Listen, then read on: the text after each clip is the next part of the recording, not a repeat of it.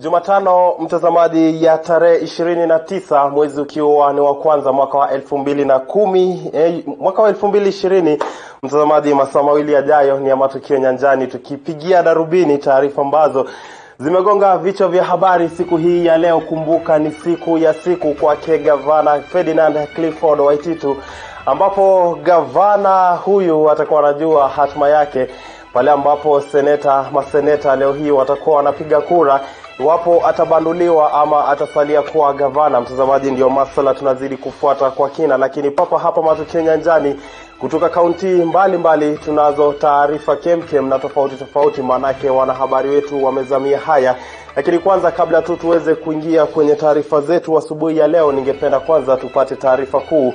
Mtazamaji, taarifa ya kwanza ambayo tunaangazia ni kuhusiana na Clifford Ferdinand Waititu, ambaye leo hii atajua hatima yake iwapo atang'olewa uongozini ama hapana. Mtazamaji, hiyo ni taarifa ambayo tutaweza kwenda katika bunge la seneti njia ya moja kwa moja tuweze kujua kunani kutoka pale.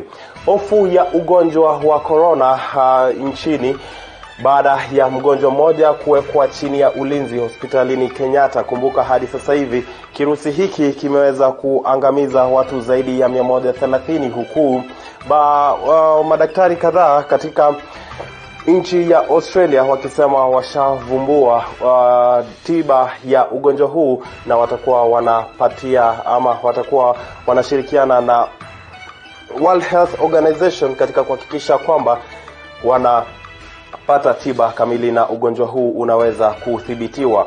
Uchumi wa taifa kukua kwa 6.2. Kumbuka mwaka jana uchumi wa taifa la Kenya ulikuwa kwa 5.7, lakini sasa hivi gavana wa benki kuu Patrick Njoroge amesema kuwa uchumi huu wa taifa la Kenya mwaka huu wa 2020 utakuwa kwa 6.2. Watu 10 wafariki hadi sasa hivi kutokana na mkurupuko wa ugonjwa wa malaria, huku zaidi ya watu 1000 katika kaunti ya Baringo wakiwa na ugonjwa huu. Kumbuka ni mwaka jana tu ambapo taifa hili la Kenya lilizindua chanjo mpya ambayo itakabiliana na mkurupuko huu wa ugonjwa wa malaria. Hadi sasa hivi serikali haijazungumzia hili. Mwenzangu Chichi Josephine kaunti ya Nakuru atatufahamisha zaidi kuhusiana na hili. Vilabu vinavyofadhiliwa na kampuni ya umeme ya KPLC kukosa ufadhili hadi hapo jana. Mtazamaji, kumbuka vilabu hivi vinasema kuwa vimeweza kuandikiwa na usimamizi wa kampuni hii ya KPLC na kusema kuwa watasitisha ufadhili wao. Kumbuka kuna vilabu kama vile Coast Stima, tunayo Western Stima na Nairobi Stima, ambapo ni baadhi tu ya vilabu ambavyo vinafadhiliwa. Kwa hivyo huenda hali ikawa ngumu sana kwao. Ndizo taarifa ambazo tunazipigia darubini hapa Matukio Nyanjani. Kwenye taarifa hii Jason Sagini anafuatilia kwa kina tuweze kujua sasa ni njia ipi mbadala ambayo watakuwa wanatumia katika kuhakikisha kuwa vilabu hivi vinapata pesa zaidi za kuendesha operesheni hadi msimu uishe. Mtazamaji, ndio hali ilivyo hapa studioni na wageni wangu washafika, washatulia. Tutakuwa tunaangazia ili swala la Ferdinand Waititu. Mtazamaji, tuingie moja kwa moja kwenye taarifa zetu. Masumbui ya BBI na mwenzangu Tony Mwirigi ameweza kuangazia taarifa hii, na viongozi wa chama cha ODM walionekana kumkemea naibu rais William Ruto kwa kile ambacho wanasema ni kutaka kujitenga na misafara ya BBI inayoendelea. Tony Mwirigi basi anatufungulia jamvi la Matukio Nyanjani.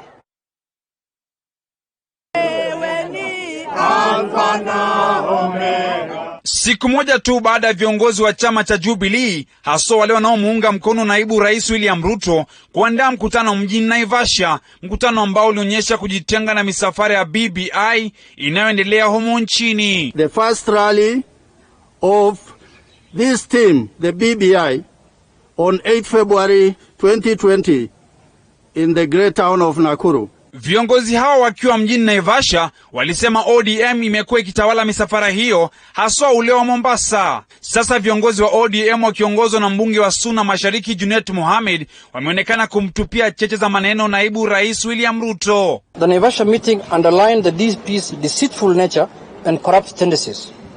Through acts of political brinkmanship, he mobilized MPs without having the decency to inform the president. Viongozi hao wamesema kuwa viongozi wa kimaeneo walioteuliwa na Rais Uhuru Kenyatta kuandaa mikutano ya BBI pekee ndio wanafaa kujukumika na shughuli hiyo. If they want to participate or get involved in BBI activities, the president has already appointed regional leaders, and any meeting to be organized in Rift Valley, be it Uasin Gishu, Nakuru, should be under Governor Tolgos. Moja ya matakwa ya wajumbe hao wa Jubilee walioandaa mkutano mjini Naivasha ni kutengewa mgao wa fedha kwa idara ya mahakama, jambo ambalo viongozi hao wametaja hilo kuwa mbinu ya naibu rais William Ruto ya kuendeleza visa vya ufisadi. We consider the demand as an extension of Ruto's everlasting corrupt tendencies. The DP wants to win the favor with the judiciary in the hope that judicial officers will go easy in his corruption cases and those of his allies that are pending in the judiciary. Huku kiongozi wengi katika bunge la Seneti Kipchumba Murkomen akisema kuwa watahudhuria mikutano yote, seneta wa Kakamega Cleopas Malala ameonekana kupinga vikali kauli hiyo. Tumejua mahali penye mupo, mkija kwa hizo mikutano Murkomen na wenzako hamtapewa nafasi kuongea, muende kwa mikutano zenyu, mjue sasa hizi za BBI nyinyi mko kando na sisi tuko kando. Hata hivyo, Rais Uhuru Kenyatta ameshikilia msimamo wake wa kuleta uwiano humu nchini. For stability and to move this country forward.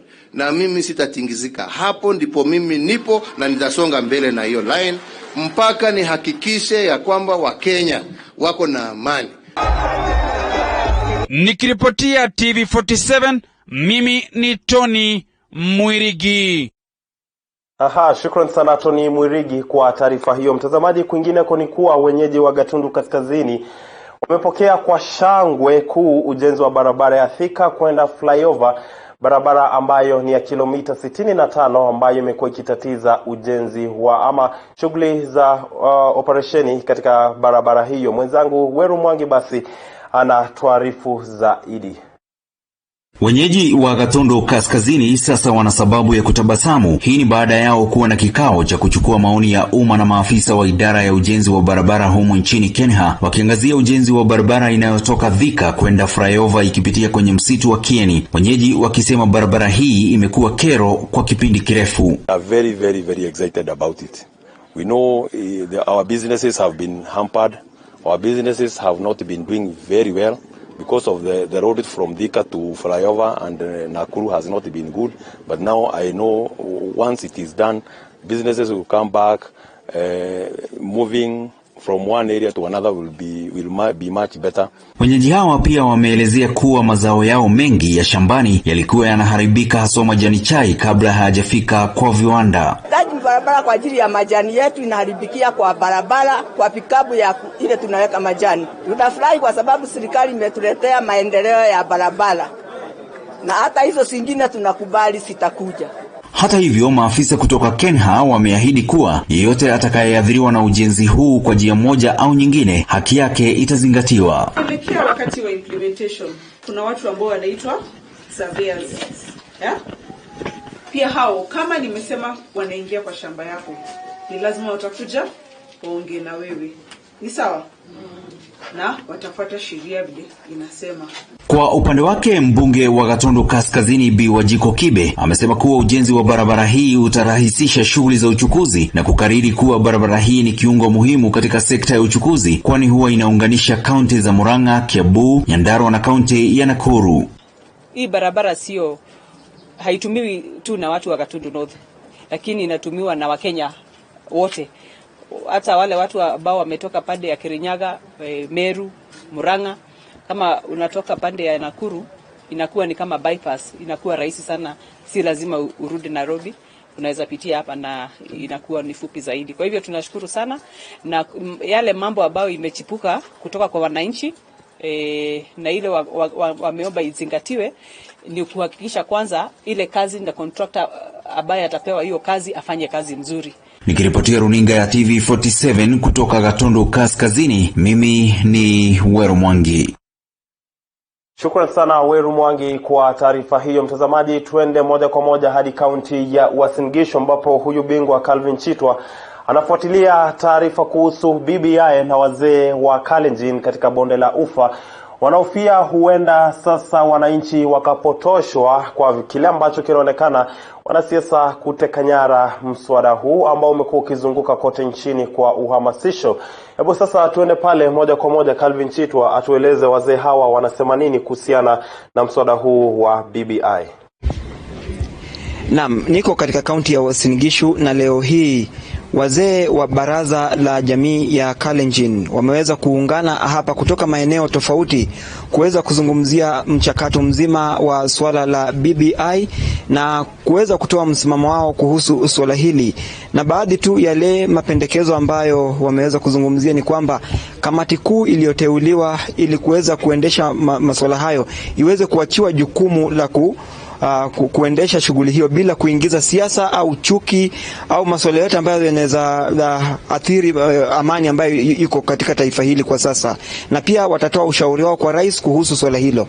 Na nitaanza na mwenyekiti wa baraza hili Musa Mursi, baadaye pia wazee wengine wataweza kuzungumzia swala hilo. Wacha tuanze na mzee Musa Mursi aweze kutuzungumzia. Alex Mursi aweze kuzungumzia swala hili.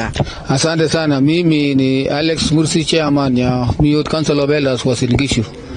Kulingana na vile wazee wamekutana siku ya leo, na kauli yao wamepitisha ya kwamba yale maneno ambaye inahusu au bwana chairman Yusuf Haji aendelee na kazi yake vile alikuwa amepangiwa na serikali yetu ya Kenya.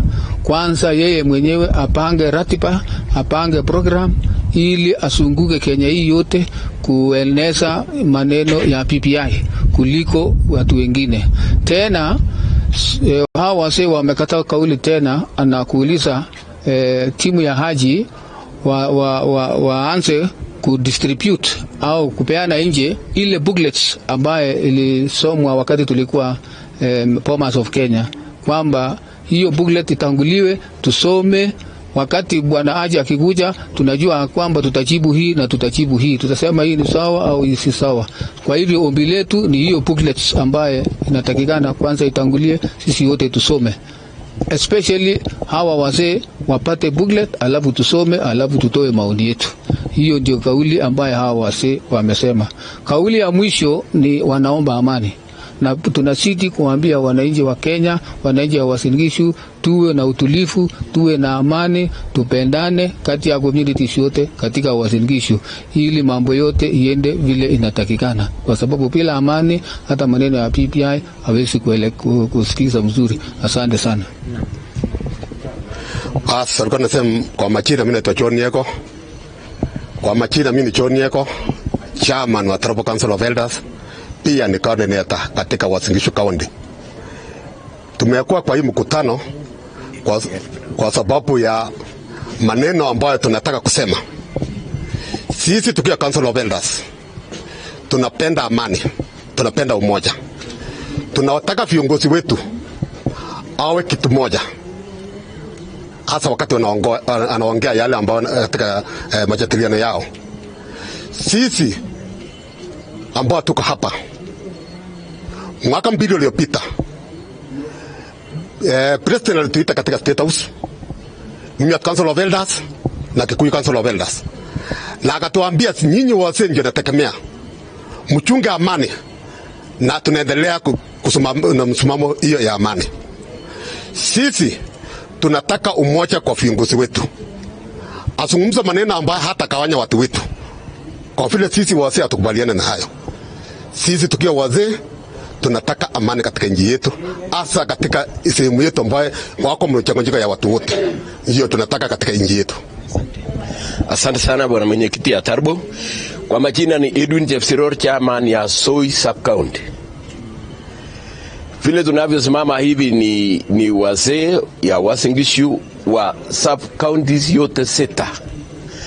Acha letu la mkutano la leo ni kwamba tulikuwa tumeketi tangu jana tulipoona Yusuf Haji akianza maneno yake ya uamuzi ya BBI na kundi lake lote. Tulifurahi sana na tunasema ni asante, kwa sababu kazi sasa imeanza. yale mambo ambayo tulikuwa tumeona yote ilikuwa ni porojo na mkosa tupu, kwa sababu wanasiasa wanataka kuingiza siasa hata ile sisi hatujaona kwa kitabu vile iliandikwa. President alisema ya kwamba kila mtu atajisomea karatasi au mambo yote ya Biblia kwa karatasi mwenyewe, lakini juzi walipoanza kuhubiri neno hiyo tukaona ya kwamba hii ni kukosoa maneno ya BBI. Lakini furaha yetu ni kuona ya jana kwamba Yusuf Haji ameanza sasa, ambao sisi wazee tunasema ya sasa kari sasa ya BBI imeanza, na tunaanza na amani katika nchi yetu. Tunataka kuona ya kwamba pahali popote hiyo kikundi wanapotembea kuna amani yote. Kuna mahali popote katika Kenya hii, mahali ambapo timu ya Yusuf Haji watakapoenda, mmoja wao ni wasingizi wetu. Hii tunasema ni karibu, ndio vile hata tumeandaa sasa kusema wasingizi wetu tuko salama, na tunawaalika ili wakuje tuongee sisi sote kwa pamoja, kani ni kizuri, kani tunawaja na kani tunakubali. Kwa hivyo tunasema asante sana kwa hiyo mpango ya president yetu, na sisi tukikaa namna hii ni amani. Tukikaa hakuna kuhubiri zamani kuliko mahali nyingine hiyo. Asante sana.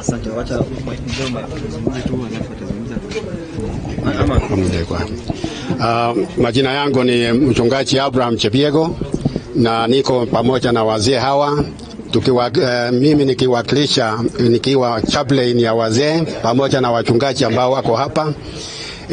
Ombi langu ni kwamba jambo hili la BBI ni kwamba tuombee Yusuf Haji pamoja na timu yake pamoja na serikali yetu kuu kwamba tuweze kutimiza jambo hili la BBI kupitia kwa timu hiyo. Na nataka pia tuombe kwamba makanisa yote hata na madhehebu mengine waweze kukaa na kuombea nchi hii, tupate amani, tupate kupata majibu mazuri kutoka kwa Yusuf Haji team, ili tuweze kukaa katika amani katika Kenya yetu. Na makaratasi haya ambayo inatakiwa kusomwa, tafadhali tunaomba kwamba ifike mahali popote, institutions yote, makanisa, shule na kila mahali ambayo wako watu ambao wanataka kusema maoni yao. Asante sana. Tumalizie mzee, wacha tushikie. Asante sana. Kwa majina ni David Belio. Mimi ni kati ya wazee katika wilaya hii ya Uasin Gishu. Ni kitu tu symbol ambayo wazee wanataka. Tunataka kamati ya Yusuf Haji ichukulie program ya BBI, sababu tulikuwa tunaona kama imehaijakiwa na watu ya siasa, na watu ya siasa wanatoa maoni yao ambayo hatujui inaelekea wapi. So tunaomba Yusuf Haji na timu yake watupatie hizo booklets ili watu wapate kusoma, wajue nini iko ndani kwa kinakanaka, sababu sasa tunasukumwa tu left right. Tukubali BBI, tuandike memorandum ya tujui, na hali tunataka tujue ni nini iko ndani ya vitabu ili tuende mbele. Sisi tunapenda amani katika wilaya ya Uasin Gishu, na hiyo ndio itatupeleka mbele. Asanteni sana. Naam, hiyo ni kauli ya wazee kutoka kaunti hii ya Uasin Gishu na maeneo mengine wa jamii ya Kalenjin, wakisema kwamba mchakato mzima wa BBI usiweze kuingizwa siasa na usiwe wa kuwagawanya wa Kenya. Kutoka kaunti ya Uasin Gishu, mimi ni Calvin Chitwa. So huyu ni mwenzangu Calvin Chitwa kutoka kaunti ya Uasin Gishu. Mtazamaji, 15 dakika zimekatika baada ya saa 4 asubuhi. Awamu ya kwanza ya Matukio Nyanjani. Tuende kwenye mapumziko, tukirejea tunazo taarifa zaidi, pamoja tutakuwa tunaangazia swala hili la Gavana Ferdinand Waititu inamaanisha nini. Je, ataweza ama atang'olewa? Acha tuende kwenye mapumziko hayo, tutabaini baadaye wakati seneti litakuwa linapiga kura.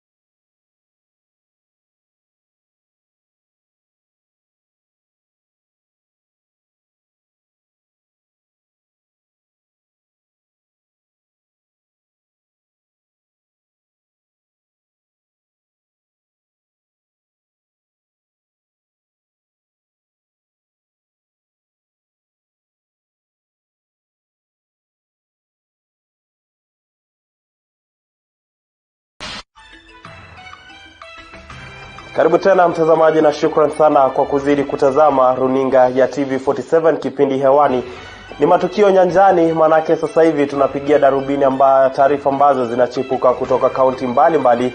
Mieni Clifford Ndubi, yupo Anwairimo katika upande wa pili akifasiri matangazo haya kwa lugha ishara. Mtazamaji, sasa hivi katika kaunti ya Bungoma, wakazi wa kaunti hiyo wanamtaka gavana Wycliffe Wangamati boreshe hali ya barabara katika kaunti hiyo ili kurahisisha kuingia na kutoka kwenye mji huo. Katika kaunti hiyo, Mike Kagongo basi amezungumza na wananchi na kutuandalia taarifa ifuatayo.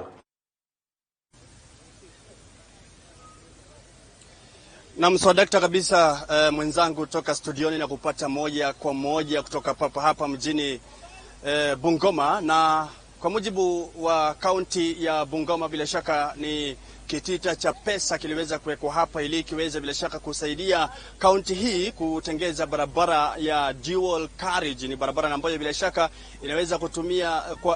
inaweza kutumia zaidi ya shilingi bilioni 1, na kwa hiyo itakuwa inawafaa zaidi wakazi wa eneo hili na wakazi hususan wafanyikazi wa bodaboda na vile vile wafanyikazi wa biashara ndogo ndogo katika eneo hili. Lakini nipo hapa na wafanyikazi wa bodaboda katika kaunti hii ya Bungoma, ambapo wanasema kwamba wamehusishwa pakubwa na wana changamoto si haba ambapo barabara hii inapoendelea kutengenezwa, na vile vile wakiomba kwamba barabara zingine ziweze kuhusishwa katika kutengeneza huku kwa hii barabara ya dual carriage. Na wakati ambapo inazidi kutengenezwa, vile vile pana changamoto ambazo wamekuwa wakizipitia. Moja kwa moja tuungane na wao. Yupo hapa ndugu yangu anajulikana kama Masai, mwana bodaboda. Tujuze ni changamoto zipi ambazo wanapitia wakati barabara hii inatengenezwa. Bwana Masai, labda tujuze jina lako na utuambie barabara hii wakati inatengenezwa ni changamoto zipi mnapitia?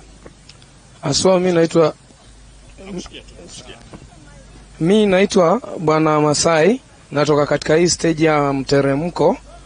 Aswa sisi wana bodaboda, changamoto ambayo tunapitia hii wakati wa ujenzi huu. Wakati wa ujenzi huu kuna vumbi nyingi, hao watu wa magari watupikia vumbi hapa hivi. Alafu na hizi upande wa drainage hii barabara yenye tunasimama hapa hivi tumepanwa sana. Hii stage at least ukiangalia iko ndoko sana. Paka watu wanasimama kwa barabara huko, matrela zikija tunapikiwa maoni. Unaona? Sasa tunaomba serikali ya Bungoma County at least tuangalilie hapa mahali penye tunasimama. At least watu angalie mahali pazuri penye tunasimama. Tusiwe na hii changamoto ya kusimama kwa barabara. Unajua hapa ukigonga mtu tutakuwa sisi ndio tuko na shida. Unaona? Sasa tunaomba Bwana Lusaka Bwana Wangamati atuangalie mahali pa kusimama. Alafu hao watu wa kutengeneza barabara pia wafanye nini? At least wasonge kando kidogo, watupatie nafasi. Alafu wakija kulima hii barabara wamwake maji, vumbi isiwe na vumbi nyingi katika hii barabara. Unaona? Lakini wakati huu mvua ishanyesha, je, changamoto ya vumbi haipo? Labda matope? Matope pia iko nyingi. Unaona, sasa hivi wanakuja hapa hivi wanamwaka maji. Unaona? Matope pia iko nyingi. Alafu changamoto pia hapa hivi kuna changamoto ya magari pia. Unaona? Jamu iko pia nyingi sana. Sisi watu wa pikipiki tuwapitia changamoto nyingi. Unaona? Hiyo sasa ndio tuko na hiyo ndio mambo tunapitia. Na labda ikimalizika mtafaidikaje? Hii barabara ikimalizika, sisi kama wana bodaboda hakutakuwa na accident nyingi. Unaona? Hiyo sasa hatutakuwa na changamoto nyingi kwa sababu upande wa jam katika barabara hakutakuweko. Alafu tena mambo na accident sitapunguka. Yeah. Naam, swadakta kabisa mpenzi mtazamaji, bila shaka watakuwa wanapata faida kubwa sana kutokana na ajali ambazo zimekuwa zikifanyika mara si moja, na kutokana na ujenzi wa barabara hii bila shaka ajali hizo zitaweza kupunguzwa. Ndugu yangu hapa ulikuwa unijuza kwamba labda kuna barabara zingine ungependa vile vile ziweze kutengenezwa kuhusishwa katika ujenzi huu. Sadakta. Naam, kwa majina naitwa Humphrey Wafula Simeo. Mimi ni mwendeshaji pikipiki kutoka stage ya mteremko hapa town. Pengine changamoto ambayo tuko nayo ni kwamba wanabodaboda tuko wengi sana. Mpaka stage tunafinyika, tuko wengi. Pengine wa China wangetupatia kazi at least tupunguke kidogo, watu wapata ajira.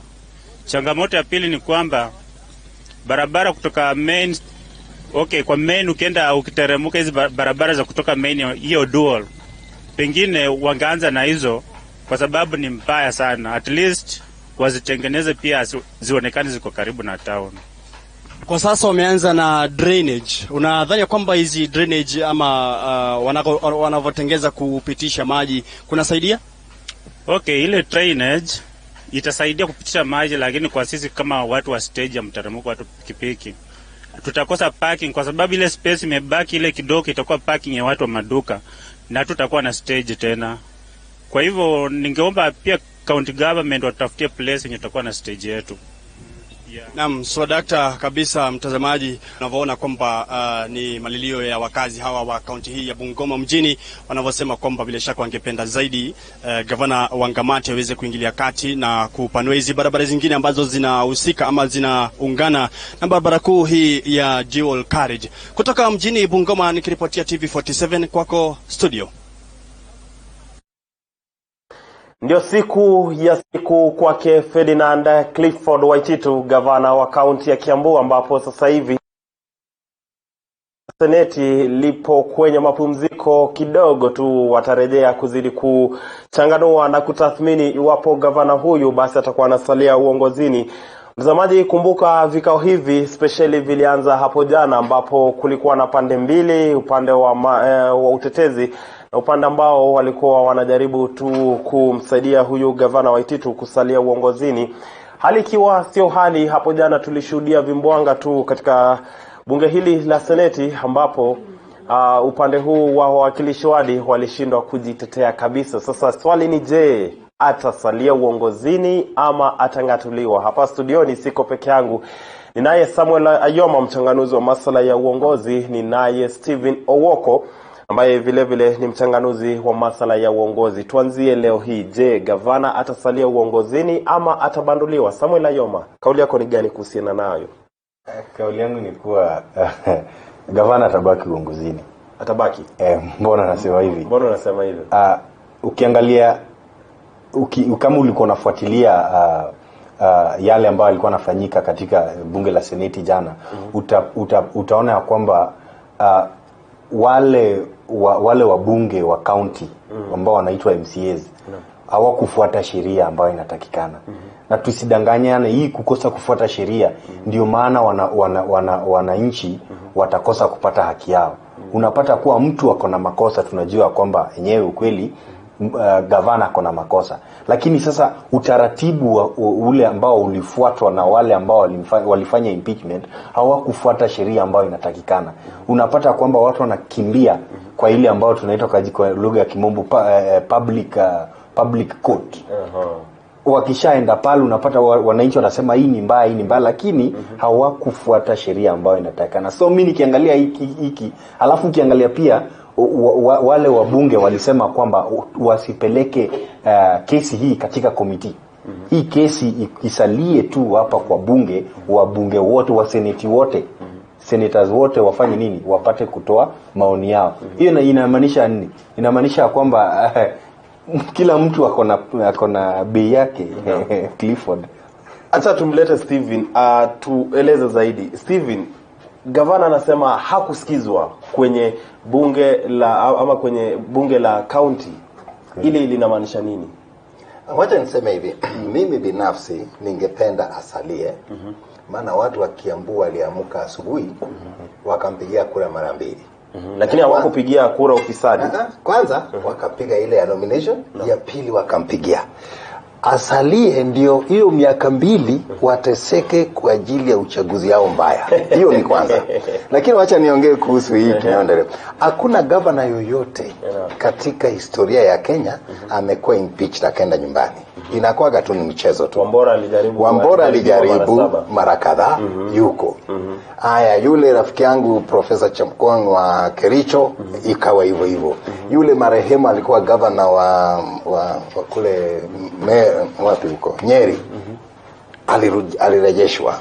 Samboja pia tunamuona, Kibutha Kibwana tunamuona. So hata sasa hivi itokea kwamba kweli wamefanya nini? Wamemngatusa wale senate, ataenda kotini na imebaki miaka miwili. So akienda kotini, high court kwanza, atasikizwa, atapewa court order. Asalie kwa. Akisema ataenda Court of Appeal. Akitoka pale anaenda Supreme Court. Kwa hivyo hizi miaka miwili, tupende tusipende, governor wa Ititu bado atasalia, because hakuna governor yote amekuwa impeached akaenda nyumbani. Kuna faida gani sasa kwa seneti kuketi hapa na kujadili mswada huu? Seneti kama bunge lolote, tulisikia wabunge wetu hata walikuwa na hongo 10,000 chooni. Na tumesikia mara nyingi wale wanasimamia Public Accounts Committee, ya kwamba wakifika wana bei. Kwa hivyo hao wabunge wa senator ndio walikuwa wabunge, wamekuwa waziri, na tunajua ni watu ambao wana uchu wa njaa wa hela. Kila mmoja inategemea akitumia pesa hakuna maana atenda. So wale wako tu pale sasa hivi wamepata namna ya kupata pesa ya ziada. Ndio.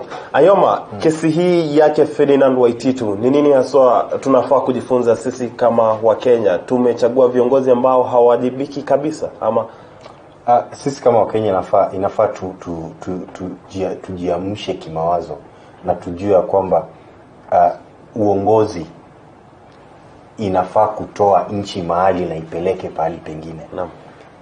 Na tukiendelea na huu mtindo wa kupatiwa hongo kidogo alafu tunachagua viongozi, hatutaenda mahali kama wananchi wa Kenya. Ni wakati ambapo wananchi wanafaa wajue kwamba kiongozi ni sera. Na kiongozi anafaa chaguliwe yule kiongozi ambaye atawakilisha wananchi ambao walimchagua. Sio yule kiongozi akiingizwa pale ni yeye na familia yake ndio wanafanya nini? Wananufaika katika uongozi huo. Wakenya wanafaa waangalie hii kwa umakini zaidi. Kwa sababu tukiendelea hivi Kenya itasalia tu kuwa third world country. Yes. Iwapo gavana ataamua kufanya kazi kivyake na hawezi kuwasikiza hawa wawakilishi wadi, unadhani ya kwamba hizi nafasi za magavana watakuwa wanaongoza kwa muda mfupi? Manake kuna jambo ambalo natakiwa muelewe ya kwamba magavana wengi wamewekwa na wakuu wa vyama. Wamewekwa pale. Na wakuu wa vyama hawataki governor ambao ni sharp anaweza leta maendeleo. Because akiona huyo atamovershadow uwezekano wa kumpindua katika hiyo chama au kabila lake liko juu sana. So wanachofanya wanaweka governor pale ambao akiwekwa pale anafanya kazi ya maslahi ya governor. Na mara nyingi kitu ambao hatujua kwamba procurement mara nyingi katika county zingine 70% to 50% zinachukuliwa na familia ya wale wakuu wa vyama. Kwa hivyo as long as hao governor wamewekwa kwa maslahi wa wakuu wa hizo siasa, hatutakuwa na viongozi. Na katika hizi vyama ukionekana wewe ni sharp, unaweza kuwa mtu ambao ni independent na unaona mbali, hutaruhusiwa hata ukipita uchaguzi, hutapewa certificate. Kwa hivyo tatizo sio wananchi, tatizo ni venye vyama wanataka kukandamiza wapate watu ambao hawana akili timamu ambao hizi kuleta competition kwa vyama. Iwapo atabanduliwa, tunatarajia nini kutoka uongozi wa kaunti ya Kiambu?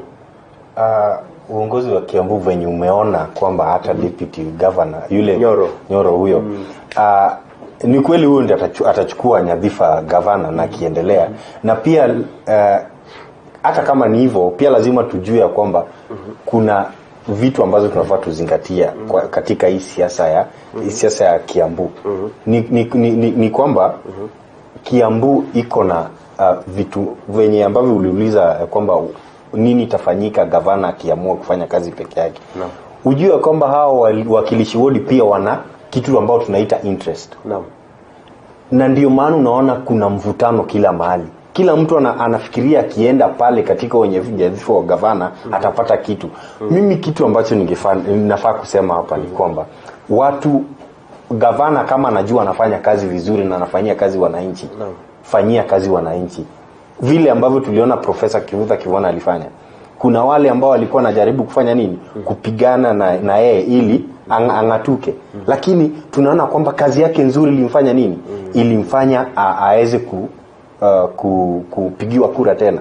Sasa tufanyie wananchi kazi na tutaona kwamba vile vitu ambazo tunafanya wananchi watakuwa na sisi unyo kwa unyo. Lakini pia ukumbuke Gavana Kibwana alikuwa ameenda na chama chake. Hakuwa ameenda na chama cha wale vigogo. Ingekuwa ameenda na chama cha wale vigogo kama wengine, angekuwa na tatizo sana. So hiyo ndio pia tuwe tofauti. Alikuwa ni yeye na chama chake, so angeweza kutekeleza sera zake. Ndio. Kisiasa, gavana Waititu, kutokana na haya ambayo anapitia, ana nafasi ya kuwa zaidi ya ambavyo kuliko kwenye yako sasa hivi? Hizi hizi pita hapo. Lazima tusidanganyane kwamba gavana Waititu hawezi pita nyadhifa wa ugavana. Na hata kama ingekuwa ni serikali ya Moi ama serikali ya Kenyatta wa kwanza, angepata. Naam. Lakini sasa hivi ukiangalia hata wale ambao wanapatiwa nyadhifa wa kuwa CS, nyadhifa ni wale ambao watu ambao credentials zao zinajulikana. Lakini sasa hapa si eti na kuwa na chuki, lakini Kenya mahali ambapo imefika, gavana Waititu hawezi pita hapo. Mimi naona kwamba jambo la kwanza, hii tatizo ambayo pia inampata ni kwa kuwa juzi alianza kujiunga na tangatanga. Na tumeona kwamba kila mtu ambao alijaamba kwenda ile mlengo amebanwa sana. So pia hapa tunaweza sema ni mkono wa siasa. Na hiyo pia mjue. Because katika magavana wengi unasikia kuna ambao wamepoteza hela nyingi na mabilioni. Lakini unasikia kwamba wale yeye amesema amefanya hata ni ndogo ukilinganisha na mabilioni ambayo imeibiwa na magavana wengine. Lakini pia kuna mkono hii ya kwamba serikali inaweza sukuma atoke. Because yeye ameenda katika yule mrengo ambao inaonekana ni mrengo mbaya. Lakini Wakenya ni watu ajabu sana. Wakenya wana-identify sana na watu ambayo wana vituko. Watu ambao hawana sera. Watu magaidi. Sisi ndio ikawa taifa la kwanza duniani nadhani tuliochagua watu ambao wanastakiwa na makosa ya jinai ya ulimwengu na tukawachagua. So mimi sioni maajabu Waititu hata siku moja kusimama tukamchagua rais au akachukuliwa running mate na ukaona amefaulu. Maana sisi Kenya ni watu ambao ni unique sana. Tunachagua watu ambao utarajii ya kwamba hata anaweza kuwa mkuu wa kijiji katika nchi zingine. Kuna baadhi ya magavana katika eneo la kati ambao walikuwa wameanza kujiunga na mrengo wa naibu rais, tukipeana mfano kama vile gavana wa Nyeri.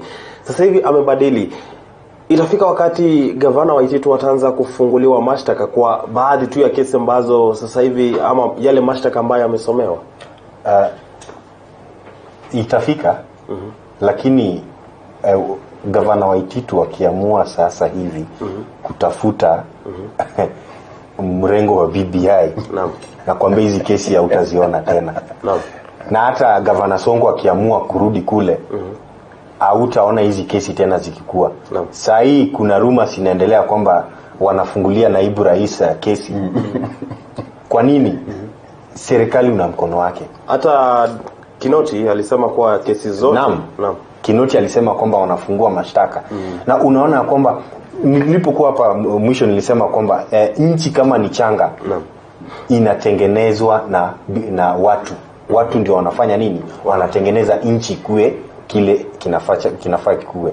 Lakini kama nchi imekuwa kubwa, nchi imetoka kukua third world, nchi ndio inatengeneza watu wawe viongozi. Naam. Na hiyo ndio inafanyika katika nchi yetu ya Kenya. Kenya ni nchi ambayo tuna grow, tunakuwa. Na sasa kama tunakuwa, unapata kwamba ni hawa viongozi ndio wanafanya nini? Wanaishape. Na ndio maana unaona ukiona kiongozi mwingine anaenda mrengo mwingine afai kuenda, unaona anakatwa. Na jinsi ambavyo mwenzangu alisema kwamba hawa watu ambao it's just painful, lakini Kenya ni siasa ya Kenya ni tribal, inaitwa kwa misingi ya kikabila. Ni msingi ya kikabila. Saa hizi uko region ya Nyanza ukianza kupinga baba wewe kuna mali utaenda. Na ndio maana alisema kwamba ugavana usiwahi jidanganya utakuwa gavana kama hujawekwa hapo na kiongozi. Kama mheshimiwa kama Uhuru Muigai Kenyatta hajakubalia kuwa gavana Central au utakuwa. Kama Raila hajakubali kuwa gavana Nyanza au utakuwa. Lakini kuna magavana ambao waliingia na independent kama unataka kusema Obado wa Laikipia, Obado. Lakini ukiona saa hii nyimbo ambao anaimba ni wimbo gani? Lazima uangalie hizi hao watu, lazima serikali ukianza kubishana nao, na ndio maana unaona kila mtu sasa anaanza tu kukatwa mdogo mdogo. Kidemokrasia inamaanisha nini? Kidemokrasia inamaanisha bado tuko mbali sana kufikia huo demokrasia ambao wengine wanavunia.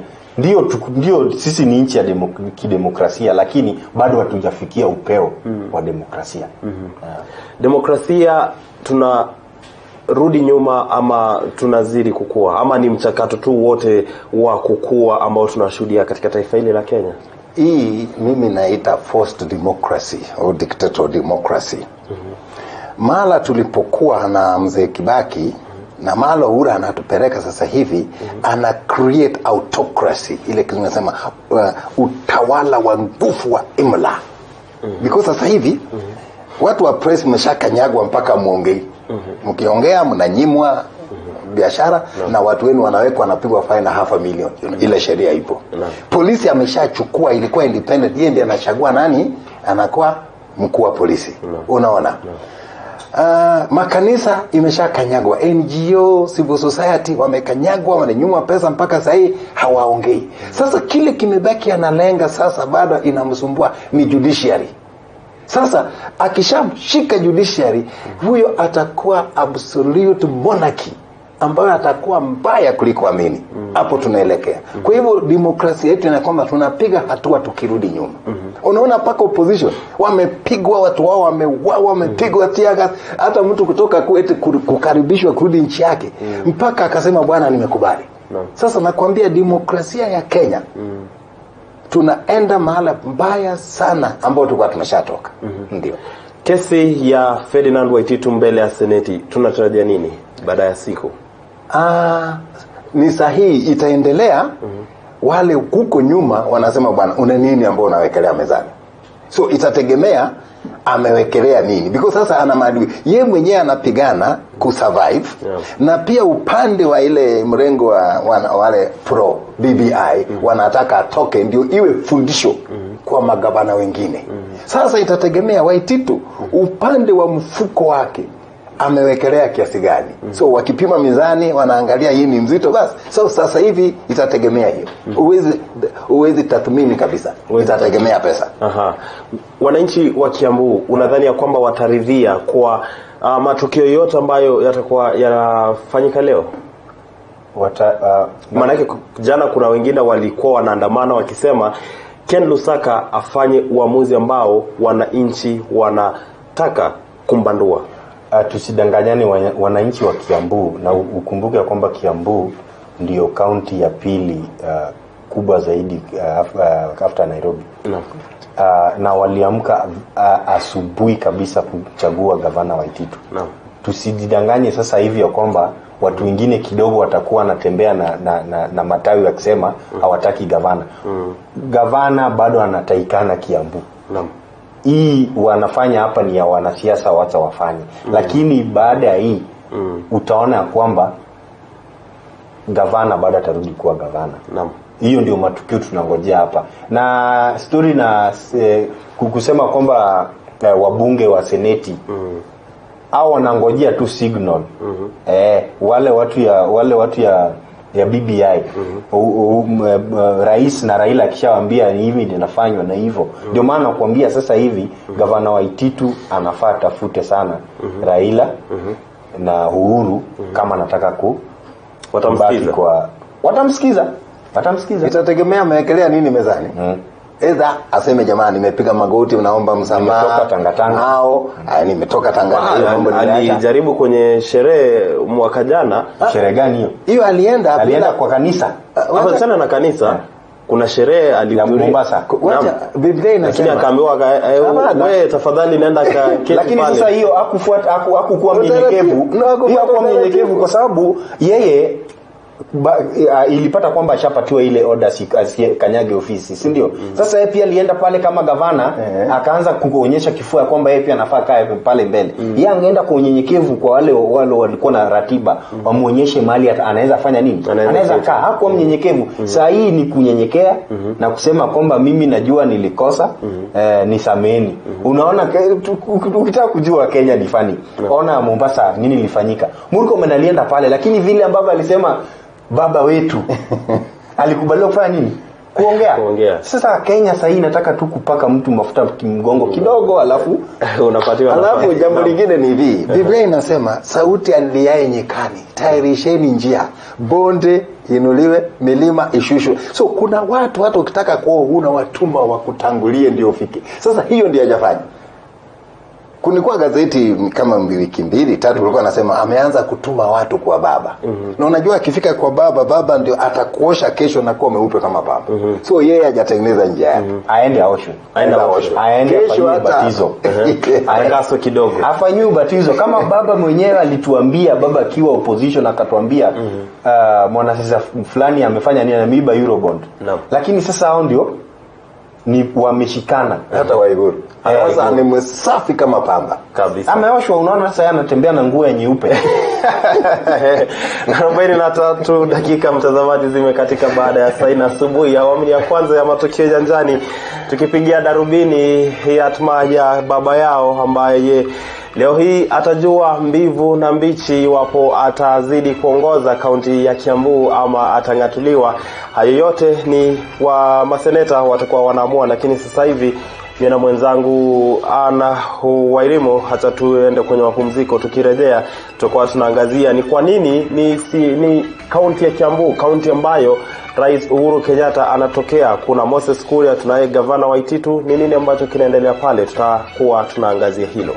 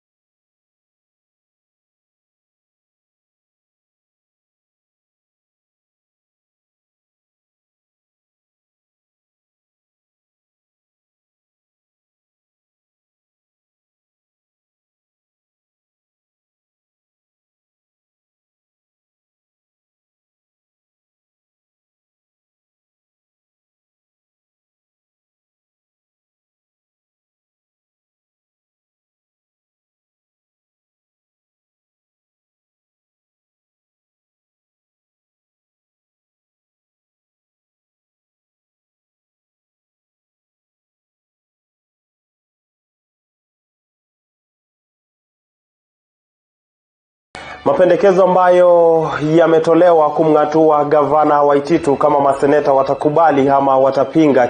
Lusaka ndiye kapteni wa meli hii ambayo itakuwa inatathmini kama mzigo utafika ama utaangukia njiani, ndio hali ilivyo. Lakini katika kaunti ya Kiambu, mtazamaji, kaunti hii Rais Uhuru Kenyatta anapata upinzani mkali sana, sio kutoka kwa gavana, sio kutoka kwa mbunge wake ambaye ni Moses Kuria. Swali ni je, hawa viongozi wamefanya nini? Ninaye Samuel Ayoma, ninaye Steven Owoko hapa studioni tukichanganua swala hili. Ni kwa nini kaunti ya Kiambu sio kaunti nyingine? Ni kawaida rais akishachaguliwa anataka kujifanya kwamba silete maendeleo kule anakotoka, wasiseme yeye ni mkabila. Lakini unajua watu wa Kiambu wanategemea maziwa, wanategemea kilimo kama kuku na kilimo zingine na makahawa na majani kidogo.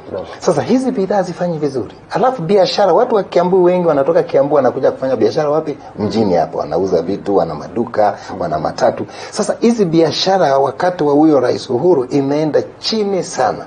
Kwa hivyo wale watu wengi wanasikia utawala mbaya kiuchumi ni watu wa Kiambu. Na ndio sababu hawamtaki. Mbona sio kaunti kama Nyanza kwenye Raila anatokea? Hawajampinga. Tulijaribu tukaona Obado peke yake, lakini Obado hakumpinga tu, ni ile kesi ilimfuata. Nyanza ni watu ambayo wanatumia taaluma yao. Ni watu wa jua kali, ni fundi wa kushona, fundi wa viatu, kutengeneza gari, fundi wa stima, kupaka, kujenga. Na hizo zipo, hizo kazi zipo, kazi za mkono zipo. Sasa yeye kwa vyovyote hata bila siasa na msaada wa serikali, gari yako ikiharibika utamwita kutengenezea. Ukitaka harusi atakushonea nguo. Nyumba yako bulb ikiharibika atakuja kufanya wiring. So wao wana survive tu. Wao hawasikii ile ukame wa uchumi, ndio wanasikia, because lazima zile vitu necessity ziwepo. Sasa hiyo ndio watu wa Nyanza wengi ni watu wa mkono. Sasa ni tofauti na ndugu zangu wa Kiambu. Ayoma, Rais Uhuru Kenyatta anatuma ujumbe upi kwa baadhi tu ya wale viongozi, wale magavana ambao walikuwa wamefikiria kumunga naibu rais William Ruto mkono?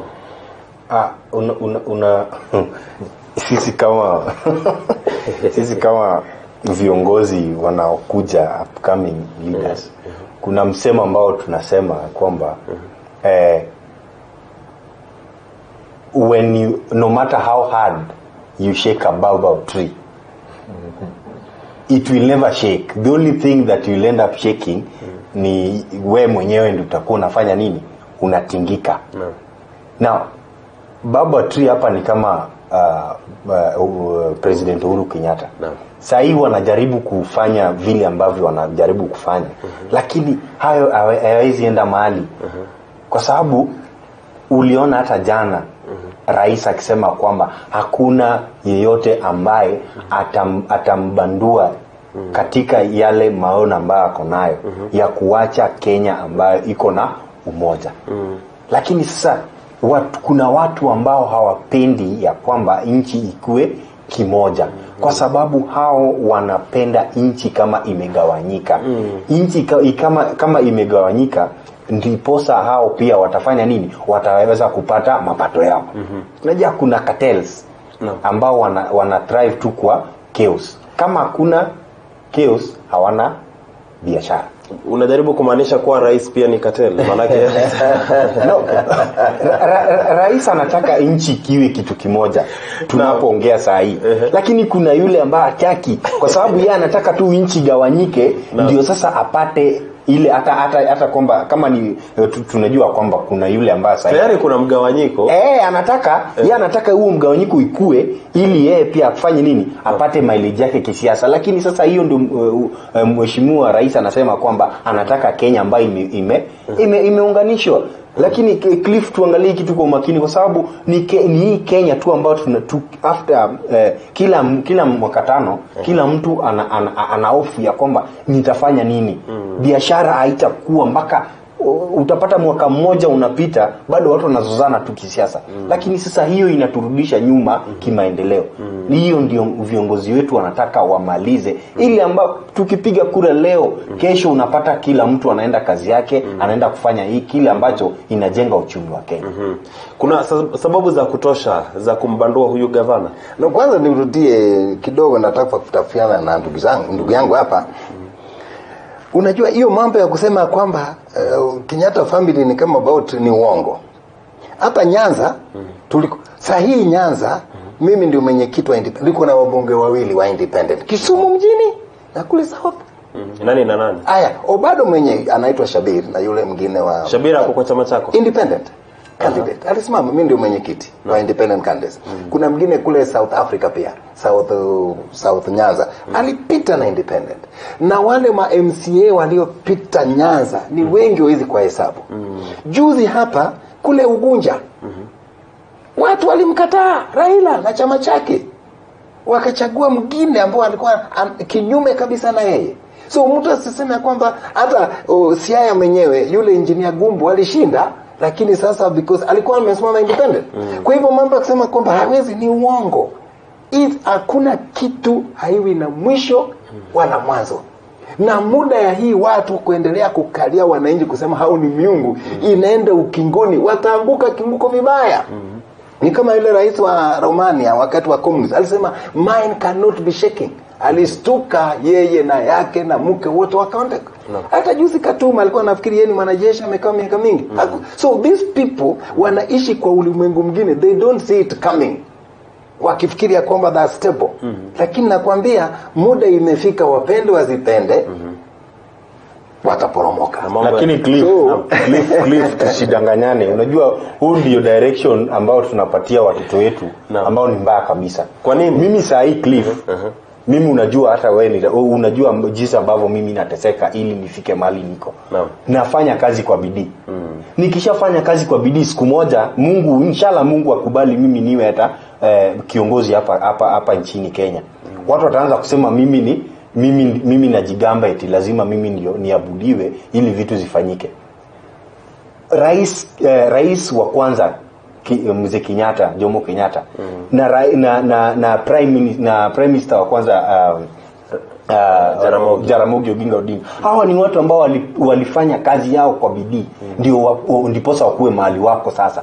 Lakini sasa unapata Kenya watu wameenda kubadilisha ya kwamba Kenya kuna dynasty. Hakuna kitu na dynasty. Ni ile kufanya kazi kwa bidii. Ukishafanya kazi kwa bidii, watu wataanza kusema wewe ni dynasty, wewe unakandamiza wananchi. Lakini sio hivyo. Ndio venye mimi kitu nitakubaliana na yeye ni kwamba kila kitu iko na mwisho wake.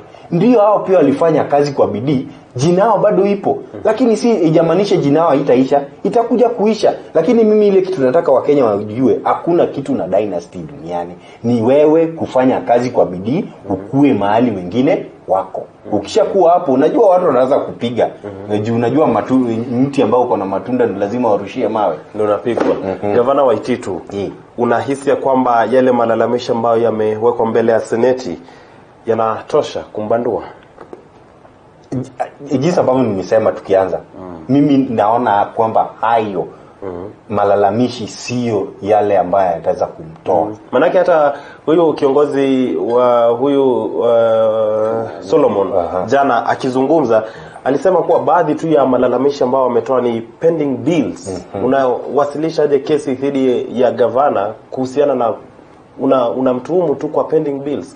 Alafu pia hata ukiangalia hayo malalamishi ambao walileta, wakiulizwa iko wapi evidence, hawezi wakatoa hizo. Waliharakisha kufanya hili jambo bila kufanya preparation. Ndio maana sasa justice haitafanyika kwa sababu watu walikuwa wanaharakisha vitu. Tufanye vitu kwa utaratibu, alafu tuweze kutoa wale wafisadi nje. Malalamisho yanatosha. Alafu jambo la kwanza lazima ujue yule mdogo wake Bwana Nyoro ana uchu sana na uongozi huo. Jamaa hata kesi imesemekana tu ya kwamba usiende kwa ofisini, bado kalamu wino ijakauka, yeye ameshajitangaza. So uwezekano upo ya kwamba pia hata mkono yake unaweza kuwepo kuchangia hii mgogoro, ndio yeye akalie ili kiti kabisa sikieni ya kwake. Lakini ukweli ni ya kwamba zile malalamishi walileta, ukiangalia kwa makini, mimi sioni kama yanafaa kumng'atusha mtu. Na kama ni ile kesi ya kwamba ako nayo, ile ya kwamba tunajua sheria inasema you are innocent until proven guilty. Kwa hivyo sasa hivi hiyo haijafika hapo. So kama ni yale walileta, nikiona mimi naona hayana uzito. Ndio. Lakini ni propaganda jinsi ambavyo gavana alisema jana. Unapata gavana, watu wanasema gavana hizi hata ongea vizuri. Jana uliona gavana akiongea katika bunge la Seneti. Na aliongea kizungu vizuri sana. Sasa watu wa Kiambu wanaleta propaganda mingi ya kwamba gavana ni mtu hata hizo construct a sentence. Which means ni ukweli ya kwamba watu wana thrive kwa propaganda. Tuache propaganda. Aliposimama kizimbani, unahisi ya kwamba yeye vile alizungumza inatosha kushawishi hawa maseneta? Aliwashawishi. Mimi niliona kwamba aliwashawishi. Na kwamba pia aliambiwa ya kwamba kumbukeni nyinyi maseneta ambao mko hapa, kesho yake mtarudi papa hapa kutaka haki ifanyiwe kwenu. Lakini sasa nyinyi hamtaki kufanya haki. Mimi nawarai ya kwamba mfanye haki kwa sababu nyinyi pia mtarudi papa hapa. Hiyo ni kitu ambacho mtu akikwambia an appeal to your conscience. Steven, hadi sasa hivi gavana Waititu iwapo atafanikiwa kurejea uongozini, Nyoro atabanduliwa ama Unajua ile ruling ya kotini inahitaji kufafanuliwa. Wanasema usiingie ofisini. Lakini wewe bado ni gavana. Usiendeshe operation. Hawajasema usiendeshe. Inakuruhusu work from home. Inakuruhusu ukuje uweke ofisi, maana Nairobi na ni karibu, ufanye ofisi Nairobi, ufanye kazi. So unaona hiyo mambo bado inakanganya pia. Lakini asipobanduliwa, si bado hataenda kwa ile ofisi because the court order stands unless sasa aende kwa court of appeal, Supreme Court wa overturn. Lakini bado katoa na ile mtatizo, yeye ni governor.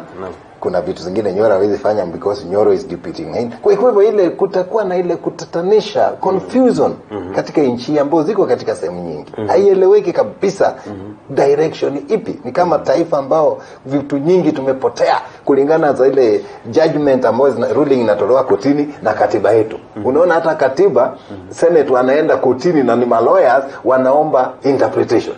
Kwa hivyo hata wao inawakanganya. Ndio. Magavana ambao sasa hivi wameketi makwao wanatazama jinsi ambavyo Waititu anajitetea kizimbani, unadhani ya kwamba watafanya kazi kutoka sasa hivi na kutakuwa na uwazi wowote ambao tutaona kutoka kwao? Sasa hivi ukitaka kusurvive, wewe imba na sauti kubwa sana ya kwamba BBI ndio baba na mama. Hiyo ukiimpa wewe utastarehe na hakuna mtu atakubugudhi. Na wanajua hiyo. Unajua kisha kwa gavana kuna state machinery, unajua what is happening. So hiyo ndio sauti wataimba. Hakuna gavana yoyote ambaye anaimba BBI hata kama ana makosa anaweza kubanduliwa. Haiwezekani. Utendakazi wa magavana utaboreka? Sidhani haitaboreka. Mimi najua manake sasa hivi wote watabadili mkondo, waseme ndio tunaunga. Sasa wameunga tanga. Ni ukweli. Mimi nasema kwamba uwezi badilika. Kama ulikuwa mtu wa kutenda ama kufanyia wananchi kazi, utafanya hata kama uko tanga ama uko BBI. Na mfano mzuri ni Oparanya na Kivuta Kibwana. Wamefanya kazi sana watu wakiona, lakini bado wako tu na ile chama chao. Utapata kwamba Oparanya kona ODM. Ndio maana nasema kwamba kama wewe ni mtendakazi utatenda kazi. Hata kama wewe uko independent ama uko ODM. Kuongezea kidogo, hawatafanya kazi. Wameanza mambo ya kila weekend kutanga. Na sasa BBI itakuwa na mkutano mara 2 kwa wiki. Unakumbuka yule governor Raguma, kuna wakati alilalamika akasema, jamani, mimi nashindwa kutekeleza agenda zangu, maana wananitaka niwe katika mkutano ya baba. Aliposema hivyo walimbandua. Because huwezi kuwa nakimbia kesho Mombasa, kesho kutwa wapi, na bado uwe on the ground kufanya kazi. Kwa hivyo sasa mahali imefika, wameingia kwa uwanja wa siasa wakitaka survival. Wenye wanamaliza term yao waone kama watakuwa ile regional presidents au kama wenye wajamaliza mkono hizo serikali za maeneo. Mimi BBI yote kwa jumla naipinga. Unaipinga? Yote kwa jumla. Safi. Unaunga mkono serikali za maeneo? Mimi naunga BBI. Lakini unaunga mkono regional government. Hiyo haijawekwa hapo ndani. Lakini mapendekezo bado mapendekezo yako ndio maana sasa ninachukua mapendekezo. Ndio sasa tukienda kupendekeza mimi nitasema kwamba tusiweke hiyo regional. Lakini mimi BBI mimi na support. Unaunga mkono? Mimi naunga mkono BBI. Sasa nakuuliza ndugu yangu kwa ufupi tu. Wewe umetuambia hii ni mawazo ya wananchi. Naam. Alafu tena unapewa hela tena uende urogote pesa, uende urogote mawazo ya wananchi kuhusu mawazo waliosema. Hii kitu haeleweki. Wewe hiyo alisema hii ndio wananchi wamesema. Naam. Alafu leo nakwambia tena zunguka uchukue maono ya wananchi kuhusu hii ambao wananchi walisema. Kuna baadhi ya wananchi ambao hawakuhojiwa na kutoa maoni yao kama naibu rais. Hapana ndugu yangu. Cliff mwenzangu ana mislead watu. Tuache kudanganyana. Hakuna maono ambao tunazunguka tukichukua. Sisi tunasema kwamba mulitoa maoni. Watu walitoa maoni. Na si watu wote waliojiwa. Na sasa kile ambacho kinafanywa saa hii kinaitwa kwa lugha ya kimombo sensitization. Inafanyika kwa njia ambayo inafaa. Inafaa. Siasa kujijaza hapo. Hakuna wanasiasa kujijaza. Kama wanasiasa wajakuwa hapo, wakina nani watakuwa? Na hako nyuma kidogo. Sini wale jopo kazi ambalo lilitauliwa. Tunaongea jopo kazi. Jopo kazi ipo na inatembea na hao watu kila mahali. Mombasa walikuwa ukumbuke Friday siku ya Ijumaa, Friday Jumatatu. Jumamosi. Hapana, Friday kulikuwa na mkutano ambao hao watu wa jopo kazi walikuwa na wananchi pale wakiongea na kila mtu. Alafu siku ya Jumamosi wale wanasiasa wakaenda kujumuika wapi? Pale Mama Ngina. Kuna haja gani hao wanasiasa kwenda pale? Unajua nafikiri anachanganyika mambo mawili. Kuna wanasiasa wanafanya sensitization about BBI na wanasema tuikubali, lakini kuna ile jopo kazi ambayo waliambiwa tena wakusanye maono ya wananchi mara ya pili. Ina maana ile maono ya wananchi yule rais maana yeye ndiye hakukubaliana nao. Sasa ndio naongea. Sasa tena wanaenda kuzunguka kukusanya maono. Lakini wanasiasa wanaendelea kuipigia debe. Sasa ndio nasema jopo kazi tulipewa kazi, wamekuja hii ndio maono ya wananchi. Alafu naambia hapana, endeni tena mkusanye maono ya wananchi kuhusu hili walichosema. Kwa sababu unaona hapo na kanganya. Kwa sababu wananchi wengine walisema kwamba katika jopo kazi kulisemekana ya kwamba sisi ni watu milioni 50, mkusanye maono ya milioni 1. No. Haikusemekana. Wanapokuja Nairobi kama ni siku 3, kama ni watu 3 wataenda, kama ni watu 100 wataenda, kama ni watu hakuna parameters ya kwamba mkifika Siaya muhakikishe watu 1000 wamefanya nini? Wanaleta maono. Wajua wakati ambapo ndio waseme ya kwamba watu wachache ndio walitoa maono. Ni uongo hiyo. Lakini wajua wakati ambapo unafanya takwimu za data unachukua kundi ndogo tu la watu about 2000. Yes. Au utatumia maoni yao kujaribu kushape narrative. That's right. Wakafanya hivyo. Lakini hawakufikia wote. Hapana. Unaonaga opinion poll hapo wanasema we sampled 2200 Kenya mzima. Na wanasema nani ameshinda au atashinda. That is how you do the sampling. No. Sasa unataka kuniambia how BBI ile jopo kazi walipata watu wangapi? Because that is how we do the sampling. Uniambia kwamba hawakusema katika ripoti yao eti tulikusanya maoni ya watu wachache sana, sasa turuhusu tukusanye ingine. Unapinga kwamba wananchi wasiongeleshwe. No, hakuna haja. Wasizidi. Hakuna haja. Walishaleta ripoti ya wananchi. Hapana. Wananchi lazima wachangie. Safi mtazamaji, dakika ni 6 baada ya saa 5 asubuhi, awamu ya pili ya Matukio Nyanjani. Sasa hivi hadi ni deni, na sasa hivi hebu tuende pale moja kwa moja. Namuona Ken Lusaka akiwa anahutubia maseneta kuhusiana na awamu ya pili ya haya ambayo yanamkumba gavana Waititu. Tuende pale moja kwa moja mtazamaji. Shukran sana kwa kuzidi kutazama runinga ya TV47. Sasa hivi tuende pale kwa vikao. Shukran sana Steven Owoko. Asante. Shukran Samuel. Yes. Ayoma. Safi. He's giving his ruling. No. What ndio hizo vikao vinaendelea. Mpaka jioni.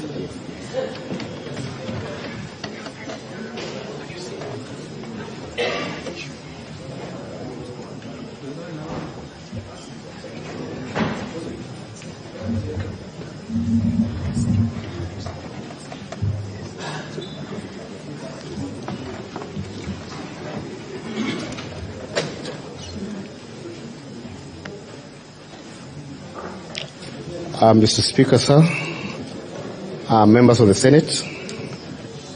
Order, members. As directed, we proceed to respond to the charges brought against the governor of Kiambu County.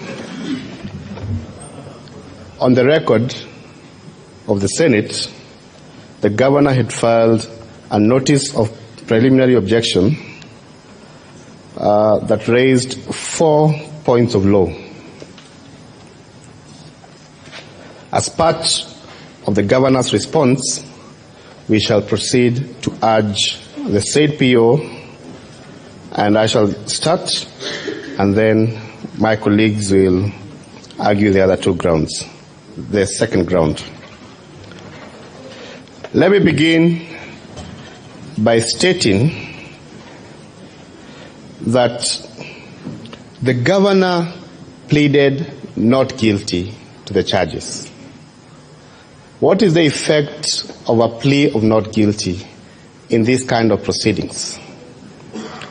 The effect of a plea of not guilty in this kind of proceedings, which are quasi-judicial, is that the burden immediately shifts to the county assembly to prove all the material particulars of the charges. We say that in particular respect because one of the material particulars they are supposed to demonstrate is that before the Senate there is a valid motion, there is a valid resolution, there is a valid process that properly and in a manner provided for by law, activated the jurisdiction of the Senate. The county assembly must demonstrate that the process that the Senate is called upon to interrogate, to hear and determine charges was proper from the time of its inception. Because without that lack of demonstration, then there is the risk and possibility that the Senate is sitting on an unconstitutional motion. Allow me to make reference to the determination, a decision of the court made by the late Justice Onguto in the case of Mwangi wa Iria versus Murang'a County Assembly. It's a reported case. And paragraph 92 of that decision, the court said, the Senate must also interrogate the entire process as it's carried through the county assembly. I have seen no law that restrains the Senate from returning a verdict that the process was not conducted as detailed under the Constitution, or any law for that matter. The Senate must consider the process as it went through the motions in the county assembly. Why do I say that? Because in the recitals read by the Speaker of this House on the material that was presented by the county assembly to the Senate, you will notice at the outset that one of the documents that were not provided, you were given a notice of motion, you were given an order paper, but you were not given a list of the members who voted in support of the resolution. That is a document that admittedly, and even by reference to the record, is absent. The second important fact that I want to refer to is that there was an admission by the witness of the county assembly, that is information that was not brought to the Senate. And why is it material to us?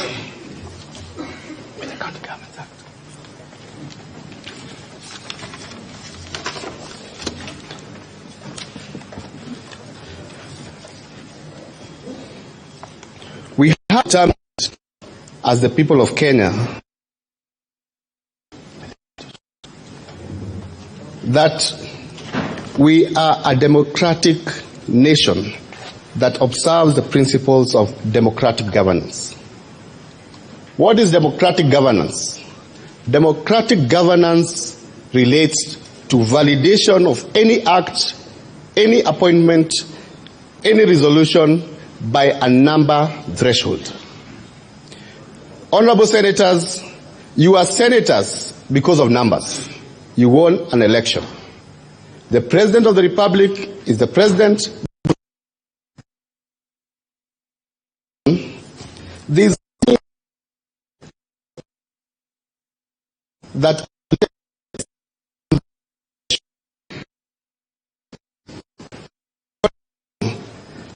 and just a way of illustration.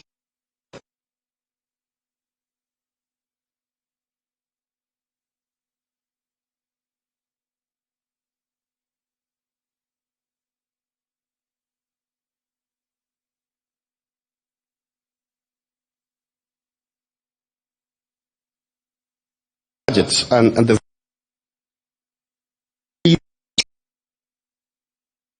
description of a 2/3 majority for Senate or Parliament to veto such a recommendation. So, back to our case. What are the numbers required to pass a resolution impeaching the governor at the county assembly? Section 33 provides at section 33, subsection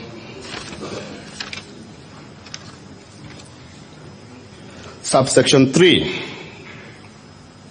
subsection 2,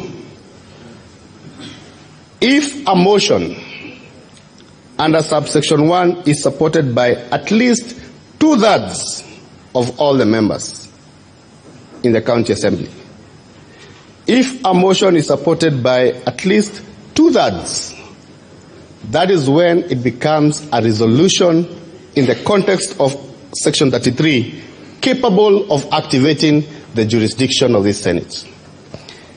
If such a motion, however well prosecuted or argued, or however well meritorious an assembly may think it is, but short of the 2/3 majority, it does not result to a motion that is tenable and sustainable, and in the context of section 33 can be capable of activating the process of removing a governor.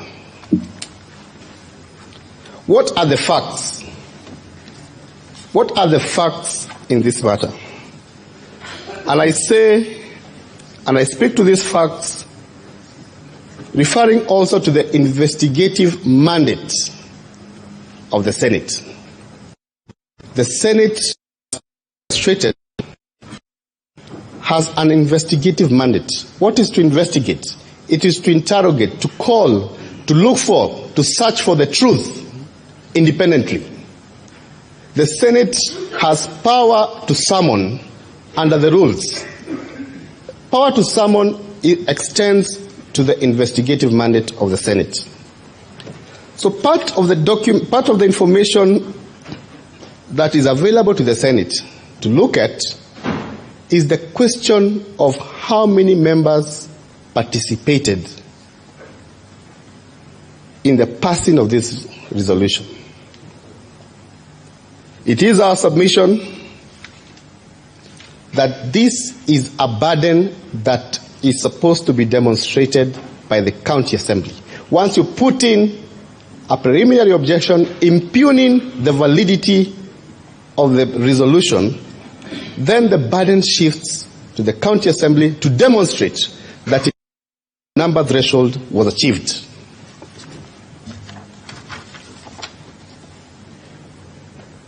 In making this submission, the following facts are relevant.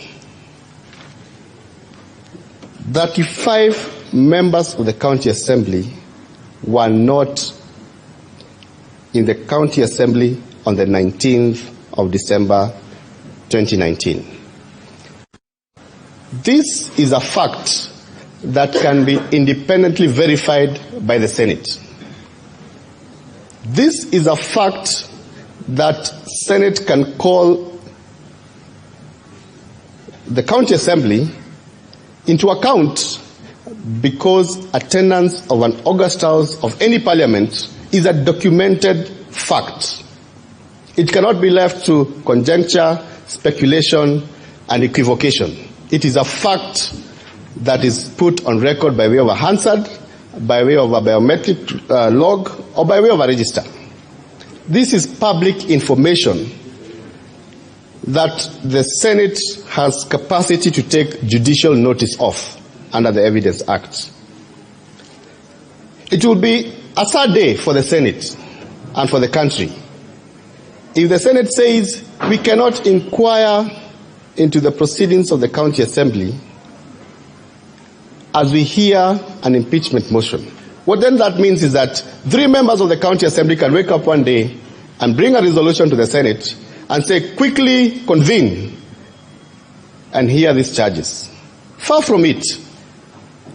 The duty of the Constitution, the duty of the Senate under the Constitution and Article 96 is to protect counties and their institutions and their people. Part of this protection is interrogating what goes on in the county assembly and all the organs set out in the Constitution. You will see that the report of the Speaker says there were 64 members. It is very easy, and nothing could have been easier than to provide a list of these 64 members who were present in the House on that day. That was not given. There's nothing easier than providing a list of the 63 members who purportedly voted in support of the resolution and saying, these are the members who under Section 33(2) supported the motion. We have at our disposal on the evidence that the directions were that it should not be admitted.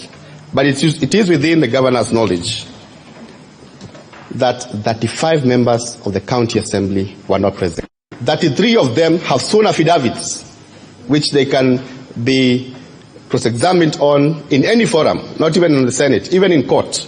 And they have said we were not in the county assembly. That is a material fact. It cannot be ignored, it cannot be avoided, it cannot be glossed over. This Senate has a responsibility to the people of Kiambu, to the nation, to confirm what happened. Was there a fraud of the Assembly upon the Senate? Our submission is, in the full evaluation of facts, we will find that the governor of Kiambu County was not impeached at the County Assembly. The motion and the resolution that found its way to the Senate is untenable and unsustainable to the effect that it should be dismissed at the threshold. It is very easy for the Senate in its investigative mandate to call for even the CCTV records of the County Assembly. It is our submission that this is a duty that in the past the Senate has dutifully and willingly carried out.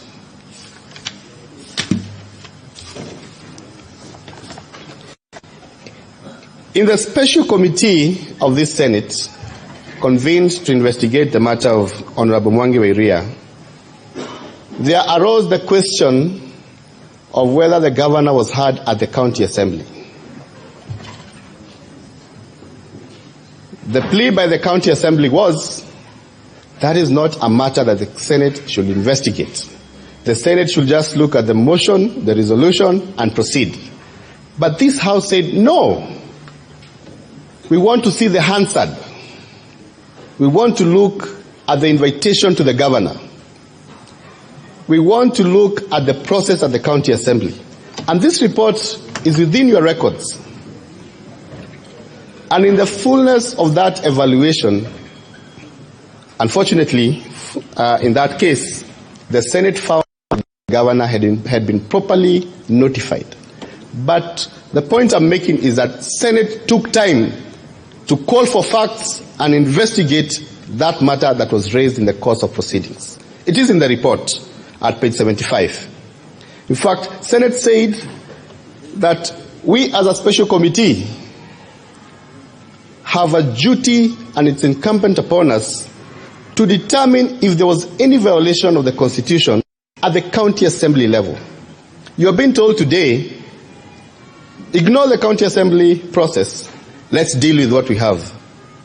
That is not what the Constitution and the law provides. I urge you, honorable members, I urge you, senators, in your fairness to the governor, you have to interrogate this very material fact. And you must make a decision as to whether you are properly activated, you are properly seized of this matter. Because if you found that the number threshold was not attained, then the matter rests there. You have to down your tools because you are improperly moved by the County Assembly to a process that has certain minimum statutory and constitutional prescriptions. The Senate, similarly in the matter of Professor Kiprono Cheponi, which I had also occasion to appear for the County Assembly, an issue arose and was raised by the governor on the question of whether or not there was public participation at the County Assembly. And the Senate committee said, we cannot ignore that fact.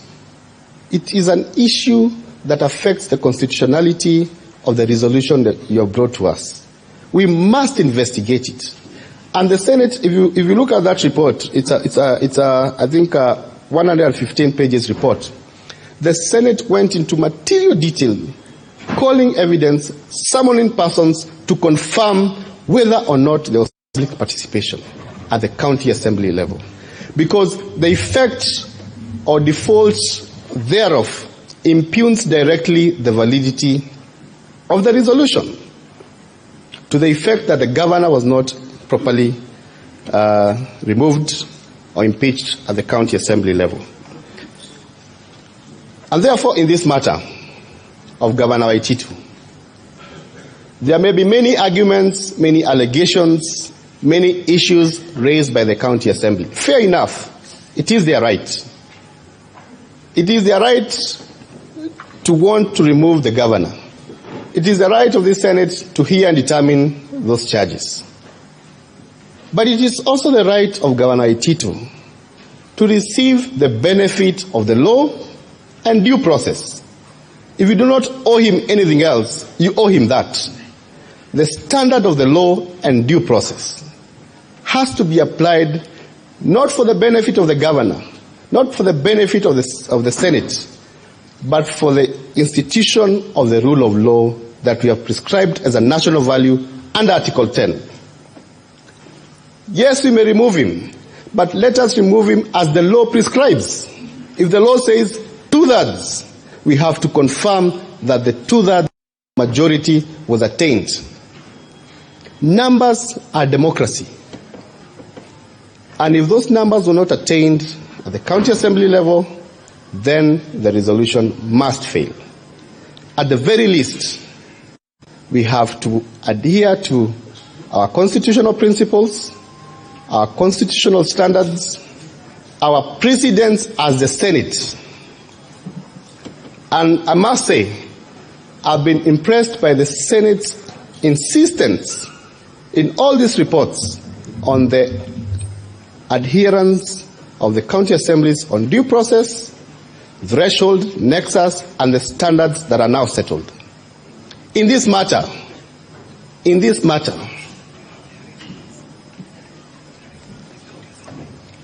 Governor Waitito, as a governor under Article 27 of the Constitution, deserves equal protection of the law. That is a right that is available to him, and we urge in the fullness of your consideration of this issue. You cannot be told that lack of numbers is a technicality. It is not a technicality. That question was settled by the Supreme Court in Raila Odinga petition of 2013, that where the Constitution prescribes a number threshold, then that number threshold is not a technicality. It is a substantive issue that must be demonstrated by evidence. And therefore, arguments will be raised that we have not presented evidence in regard to this issue. There was an admission before this House that it cannot be verified independently, even by a member of the County Assembly who moved the motion, that the numbers required to be realized were realized. Where there is such doubt, can you move? Can you move? Where there is such doubt, can you move then to remove the governor on the basis of that resolution? Where there is that ambiguity, then the benefit of doubt must be given to the governor. I rest by saying, on this question, my colleague will take up the other preliminary issue, that in as much as this matter relates to Kiambu County, it will settle the law on this unique issue, because that issue has never arisen in any of the impeachment questions that have come before this assembly. The question of numbers has never arisen. It is unique to these proceedings. And this is the opportunity for the Senate to insist on the county assembly that the requirements under Section 33, the 1/3 approval, the 2/3 support must be strictly demonstrated before even such a resolution is admitted for hearing. Because it will be a sad day if we all gathered for 2-3 days to deliberate, discuss, and argue and determine a motion that is improperly before the House. That's why we raised this as a preliminary issue. It will be a manifest, unfair, and a very wasteful exercise if at the totality of the evidence demonstrated that indeed Senate was improperly moved. And therefore, honorable senators, it behoves this House, it is a responsibility that is given to you by the Constitution to investigate. And I repeat, investigation for emphasis, that this is not a contestation between two parties alone. This is a contestation between two parties and an investigative organ properly constituted and the law. The Senate has capacity to even summon the clerk, summon the speaker, call for those logs, and demonstrate independently, even without our input, the integrity of the vote. The integrity of the vote. The issue of electoral and voter fraud is a live issue in this country. When it's raised, the Senate cannot prevaricate on it. It has to look at it, call for evidence, and what we have before you is an admission on two things. First, that detail, those particulars were not given to the House. Secondly, the mover of the motion and the witnesses of the County Assembly, even in the face of the preliminary objection, which they admit they were served with, and they knew that the issue of numbers was an issue in these proceedings, they did not lead any evidence. And the burden is theirs. Once a governor pleads not guilty, the burden is theirs to prove that the number threshold was realized. It cannot be a presumption. It cannot be assumed. It has to be demonstrated by evidence, empirical, admissible evidence, to a threshold as required by law. That demonstration, that evidence is absent. And in its absence, then the unavoidable conclusion, and this is my plea to the Senate, it must find that without that evidence, then there is no proper resolution upon which the Senate can move to determine whether or not the charges are substantiated. I rest on that point, and I wish to invite my colleague, Mr. Wanyama, to urge the second point of our appeal. Thank you so much.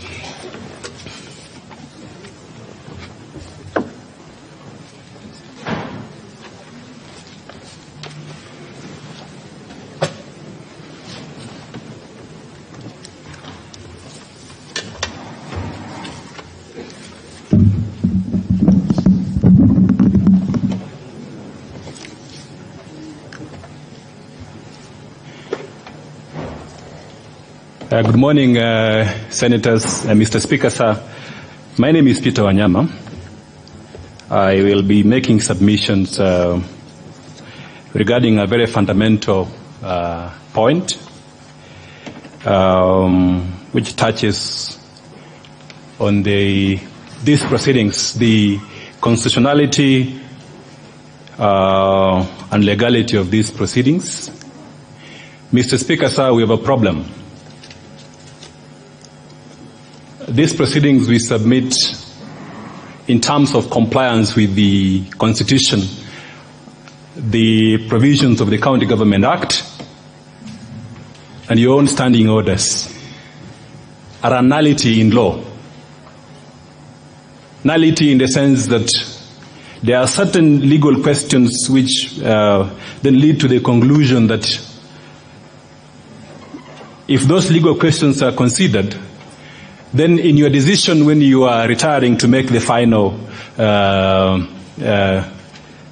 vote on the charges facing the governor, you must address that question first. And the question is on the question of timelines.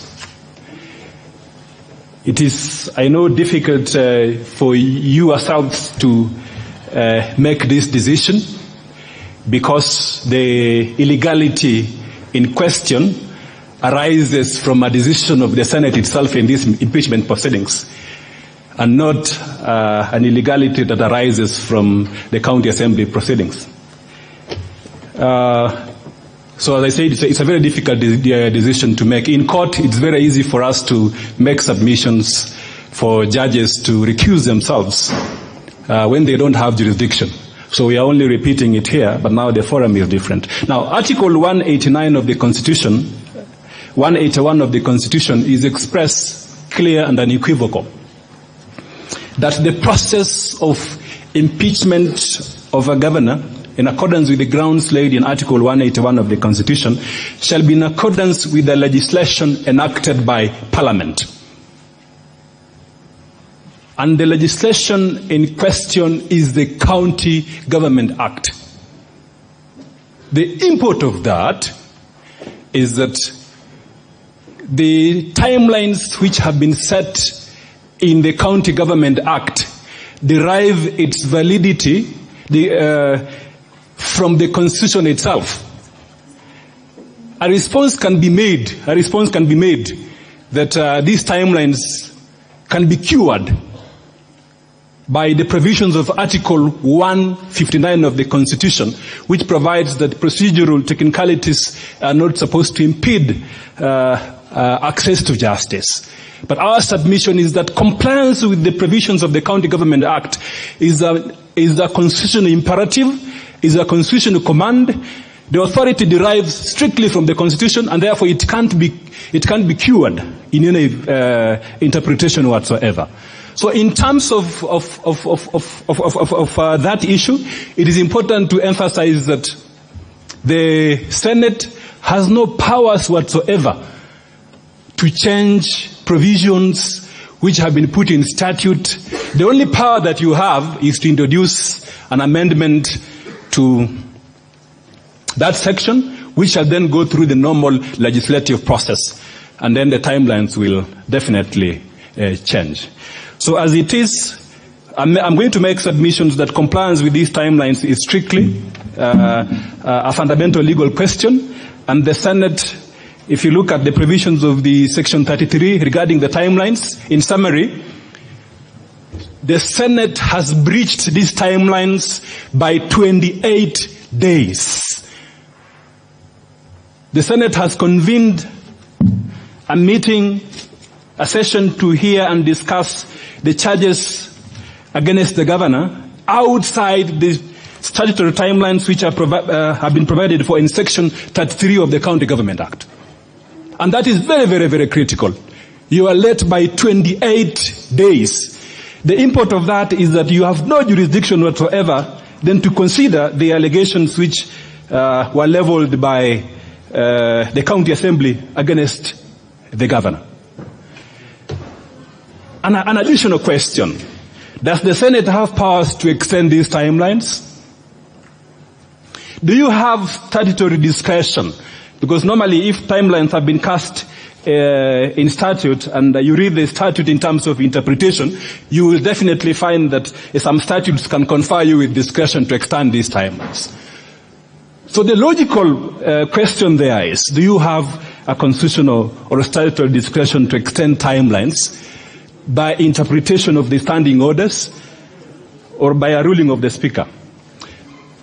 My submission is that Section 33 has been cast in stone. Section 33 of the County Government has been cast in stone, and it doesn't give the Senate in terms of discretion whatsoever. I submit that discretion in this case has been taken away. And in law, we usually say that discretion is like the hole in the donut. Discretion must be exercised within the confines of the parameters of law. If the law has given you discretion, then just like the donut, you must exercise within that confines. Otherwise, any decision that we make which is outside that hole in the donut is a decision which we submit is ex facie illegal. It is unconstitutional and cannot be sustained at all. And I want to also emphasize in terms of decisions which have been made by this House. Remember, Mr. Speaker, sir, this is a House of President. There have been more than seven impeachment proceedings which have been conducted in this House. At no point in time during the impeachment of Governor Wambora did the Senate extend these timelines beyond the provisions of Section 33 of the County Government Act. In fact, during the impeachment of Governor Wambora, the Senate had to sit up to 4 a.m. in the morning to comply with the strict timelines in statute. So that is very, very significant. During the impeachment of Governor Chepkwony, this House had to be recalled on recess had to be called on recess to hear an important matter concerning the removal of Governor Chepkwony. During the impeachment of Governor Mwangi wa Iria, timelines were strictly complied with. Timelines, Section 33 of the county government, strictly complied. There was no deviation whatsoever, even by a minute. During the impeachment of the late Governor Gachagua, again, timelines were complied with. During the impeachment of Governor Samboja, again, timelines were complied with. During the impeachment of the Deputy Governor of Machakos, timelines were complied with. Now, it begs a fundamental question, a very serious question, which we can't run away from. Should Governor Waititu be subjected to a different impeachment test, a different impeachment threshold? What does it say about proceedings which are conducted in this House? What does it say about precedent, the rules regarding precedent which are binding to this House? What does it say about compliance with the Constitution on one fundamental question, which is the principle of equality before the law, which is a constitutional imperative, it's a constitutional command. And let me just read it for the record and for the answered. Article 26 of the Constitution says, every person is equal before the law and has the right to equal protection and equal benefit of the law. Now, an impeachment proceedings which is being conducted in accordance with the provisions of Section 33 of the County Government Act, pursuant to the provisions of Article 181 of the Constitution, must be uniform. Every governor or deputy governor who comes before this House in an impeachment proceeding must be subjected to a similar standard of impeachment. Any deviation from that then calls into question then the legality of the process. So you can see that it is clear beyond peradventure that Governor Waititu cannot be subjected to an impeachment proceedings which is done at the discretion of the Senate and outside the provisions of Section 33 of the County Government Act. So we can run away from that issue, but it's a live legal question.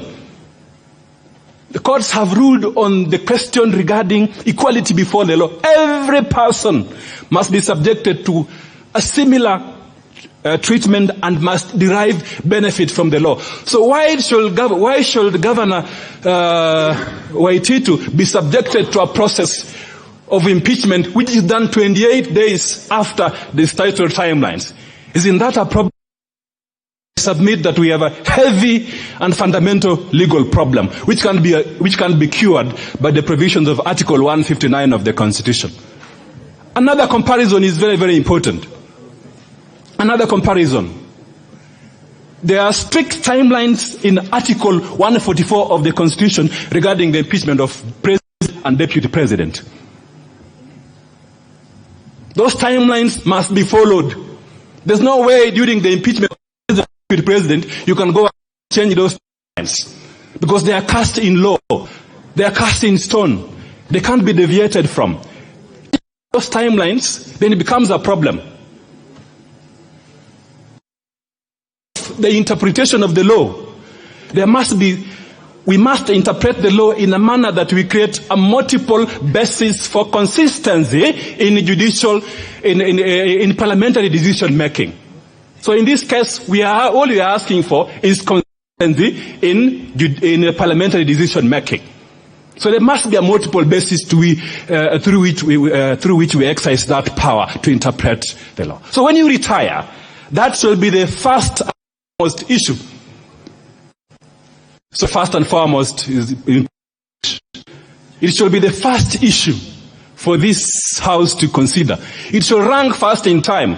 The moment you discover that Mr. Speaker made a mistake by convening this House 28 days after the timelines, that is the moment that then you vote and say, we can't allow an illegality.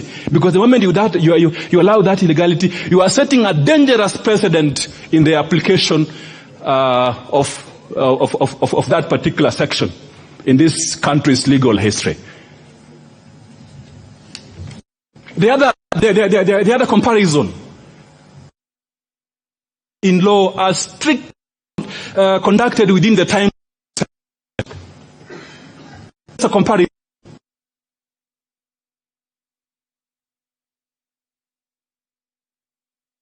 In terms of election petitions determination.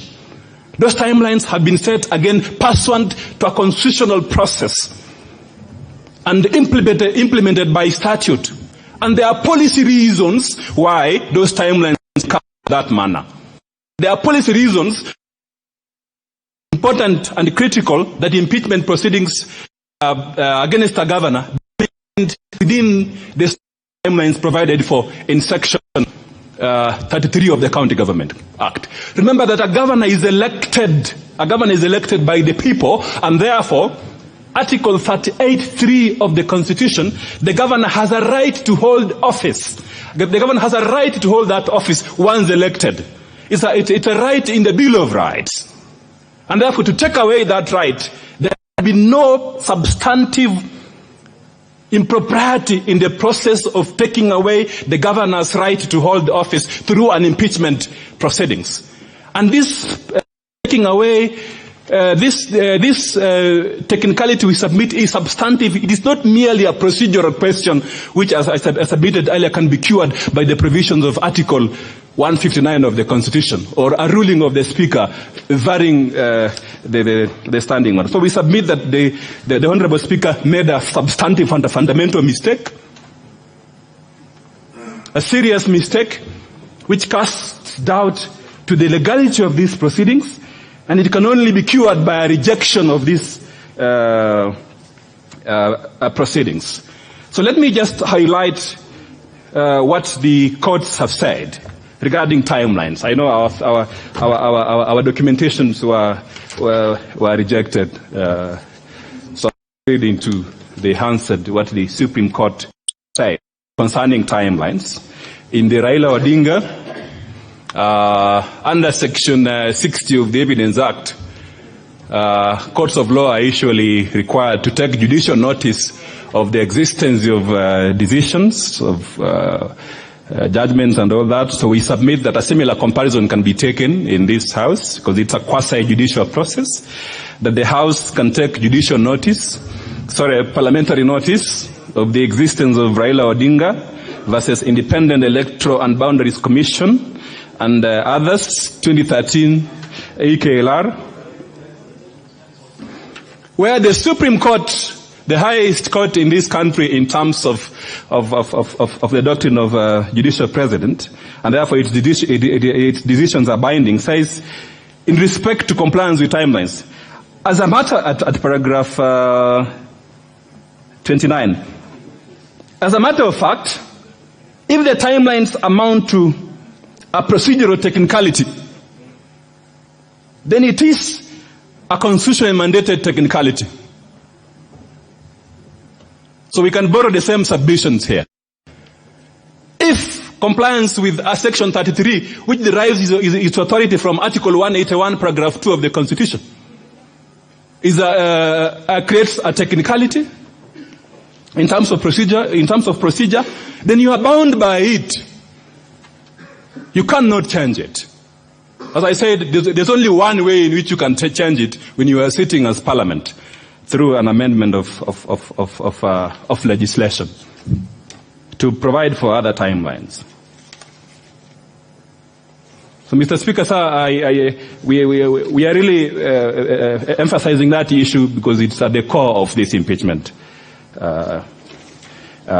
proceedings.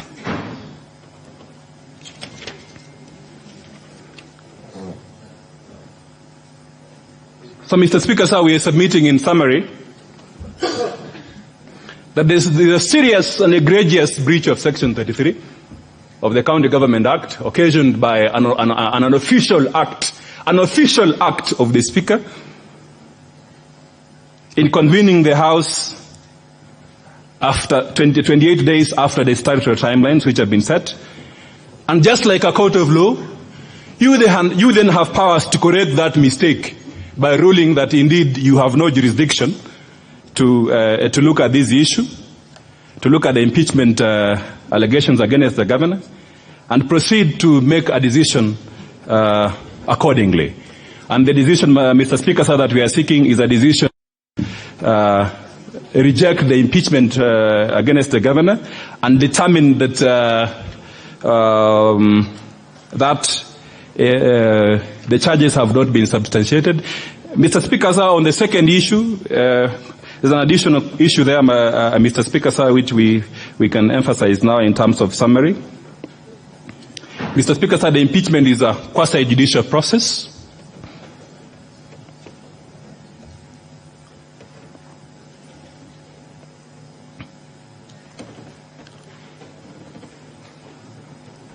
And Mr. Speaker, sir, in view of that, there's a legal question which arises again in these proceedings. The legal question is, can the governor be subjected to impeachment proceedings based on matters which are sub judice?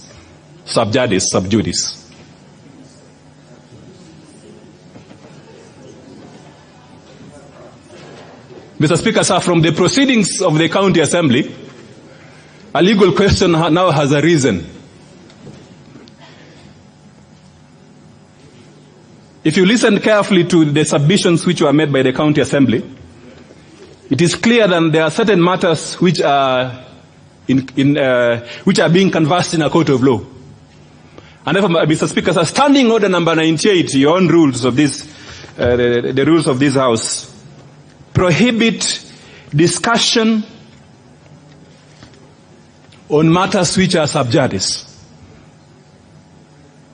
And the legal implication is that if you proceed to make a determination on that matter,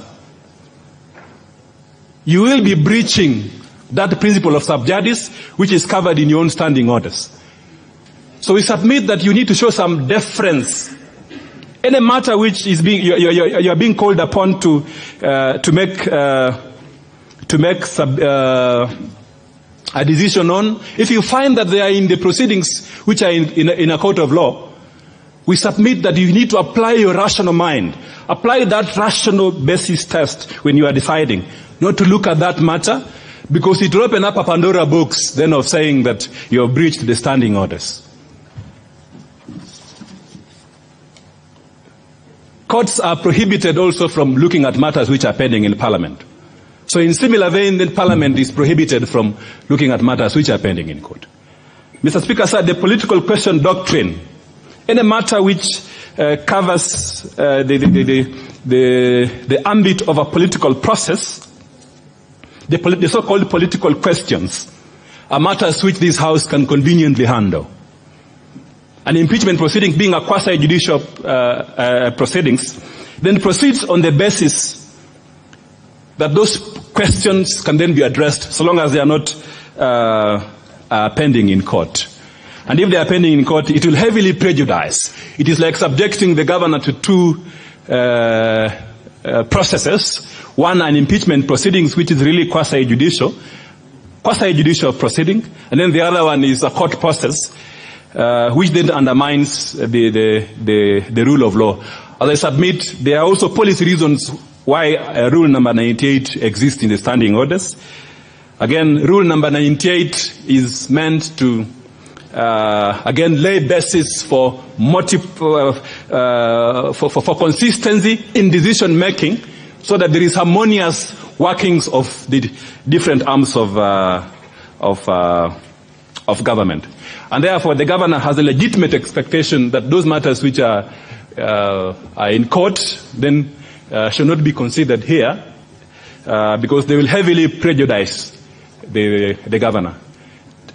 And when you're examining this question, I invite the House to look at the evidence which has been tendered by the County Assembly and the charge which the governor faces, because that then will clear the issue in that perspective for determination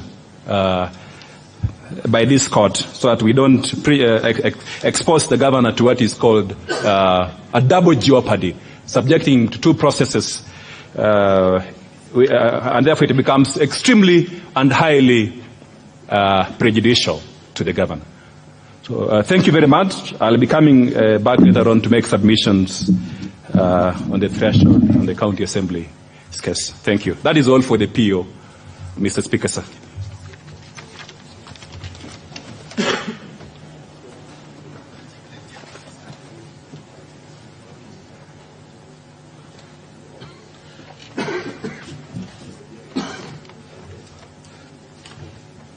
We are still arguing our POs. There are 4 points on the PO. I will be very, very brief on the 2 that are remaining. I do not want to tire honorable senators with legal arguments, but they're important. We are defending a man whose job is on the line. So kindly allow us to quickly go through the motions of our 2 other remaining arguments. First, in our PO, we have isolated the issue of compliance with the standing orders of the Kiambu County Assembly. And I'll do no more in that regard than refer honorable senators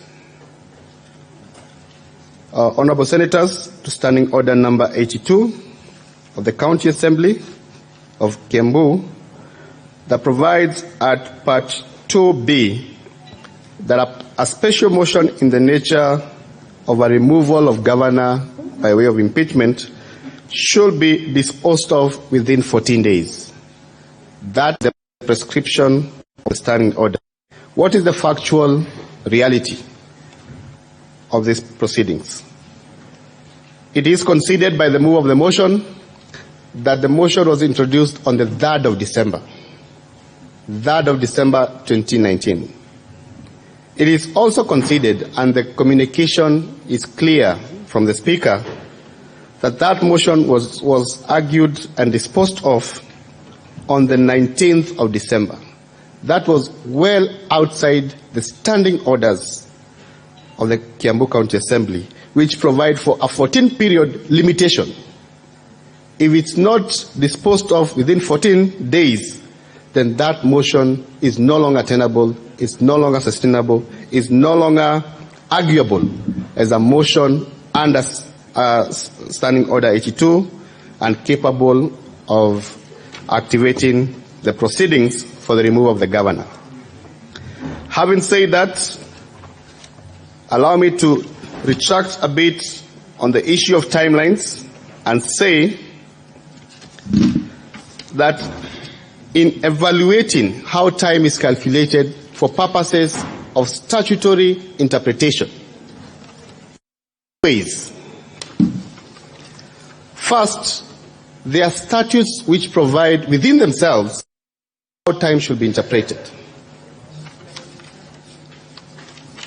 In default of such provision, then the Senate or any other judicial or quasi-judicial or any other organ or arbitral organ seized of a matter regarding time has to look at Chapter 2 of our laws. Chapter 2 provides for the interpretation and general provisions. Section 57 provides clearly that where a thing is to be done within a specific number of days, then those days are exclusive from the day in which the event runs to the day to which that event should have been done within the time given. What does that mean? The Senate was served and was seized of this resolution on the 23rd of December. The law says 7 days, which should have expired on the 31st of December, unless that statute provides jurisdiction to extend that time, then that time cannot be extended. The analogy I gave is on election petitions. Some of you participated and even instructed some of us to act for you in election petitions. And the law is clear. In fact, the Supreme Court said, in the case of Lemanken Aramat, that the jurisdiction of the court to hear is inherently tied to the issue of time. And once a breach of this strict scheme of timelines is done, it removes the entire dispute from the jurisdiction of the Senate, of the court.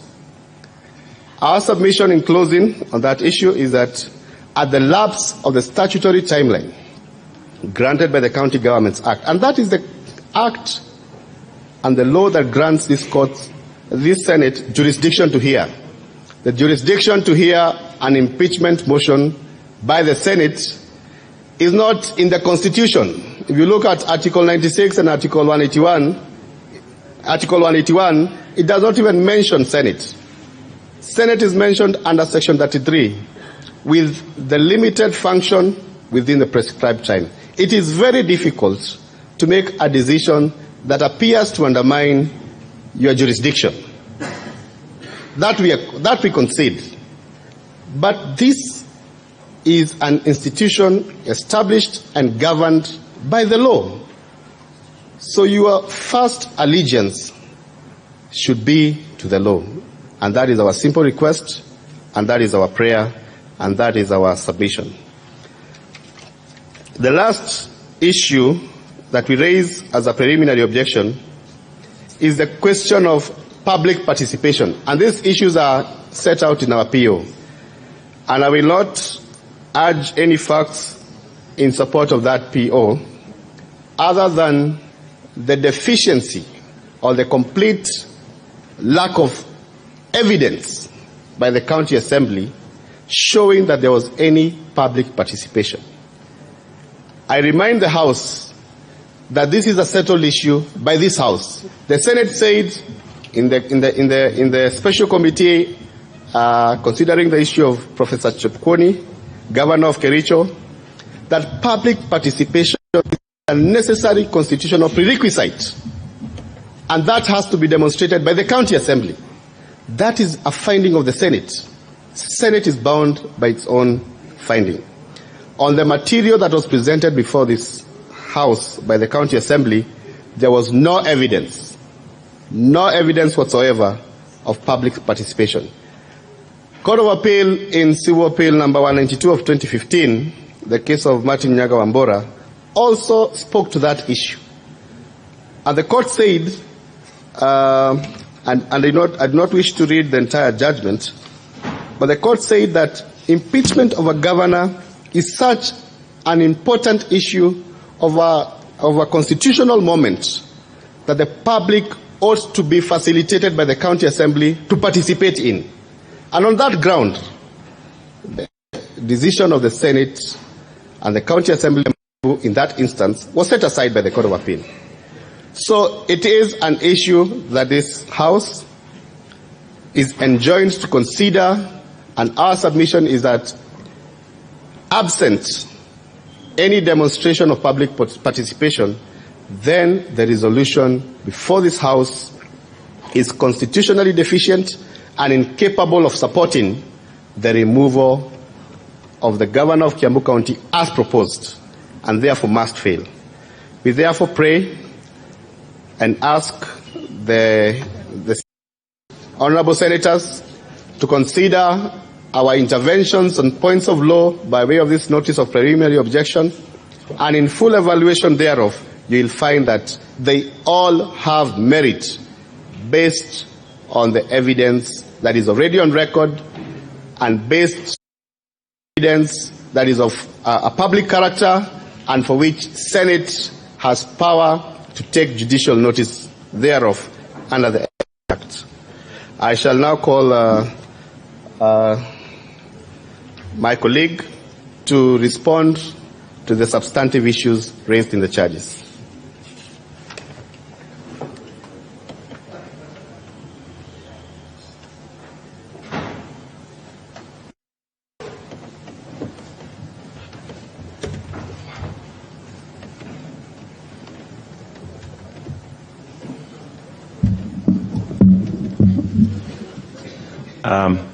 Honorable Speaker, honorable senators,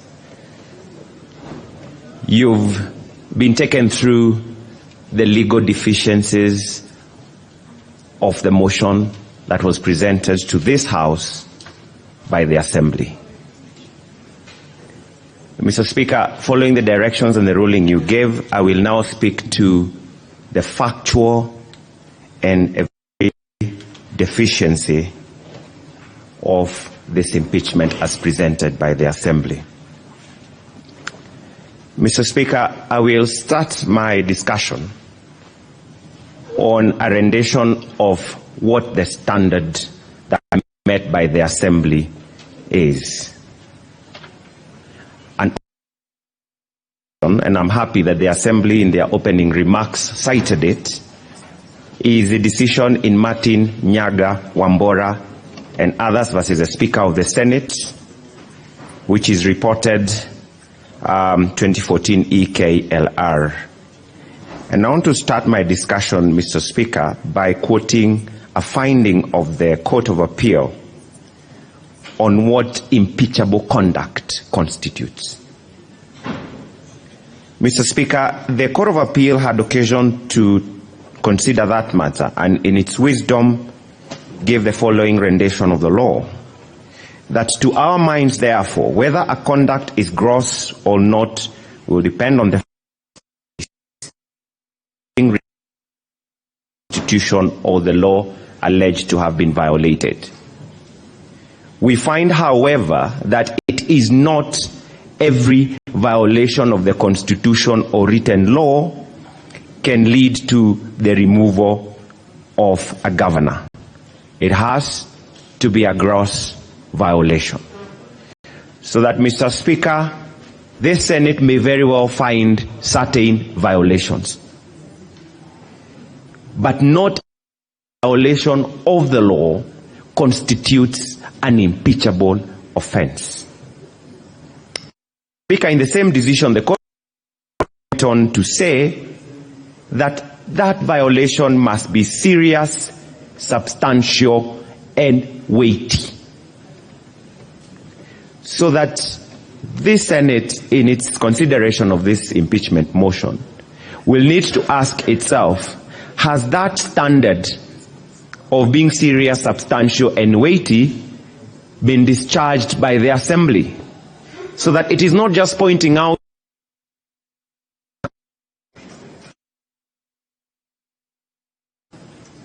Mr. Speaker, I'll revisit that shortly.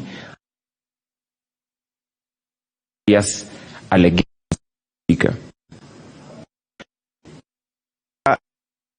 Case in previous impeachment, Honorable Muia Inakoju and Abraham Adeolu Adeke.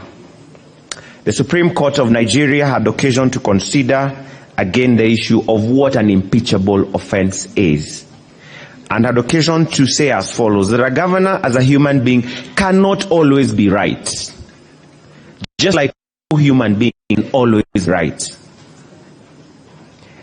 That explains why Section 188, I'm quoting that decision, talks about gross violations.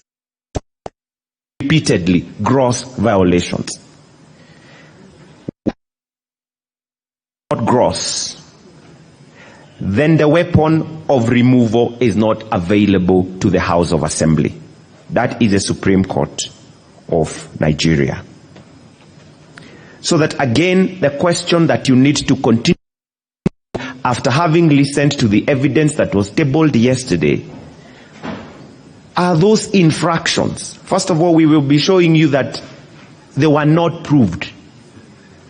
But even if you are to find that they were, do they rise to the required standard? I'll revisit that in a short while. Mr. Speaker, there are various decisions. Again, I don't intend to take you through. There was Mwangi Wairia decision, which again I had the opportunity to participate in. And again, where violations were found, infractions were found, some of which mirrors what is before the Senate, including, Mr. Speaker, allegations touching on pending bills. But they were all rejected, not because they were not proved, but because in the wisdom of the Senate, they did not rise to the required standards that would constitute this, that would constitute invoking the ground for removal. Mr. Speaker, in the same decision, Martin Wambora, this is a standard that the Court of Appeal set. That given that this is a sui generis, quasi-judicial, investigative process, the standard is certainly beyond a balance of probability, but slightly below a reasonable doubt. Senator Omogeni, what is your intervention? Thank you, Mr. Speaker. Mr. Speaker, I want to seek the guidance of the chair.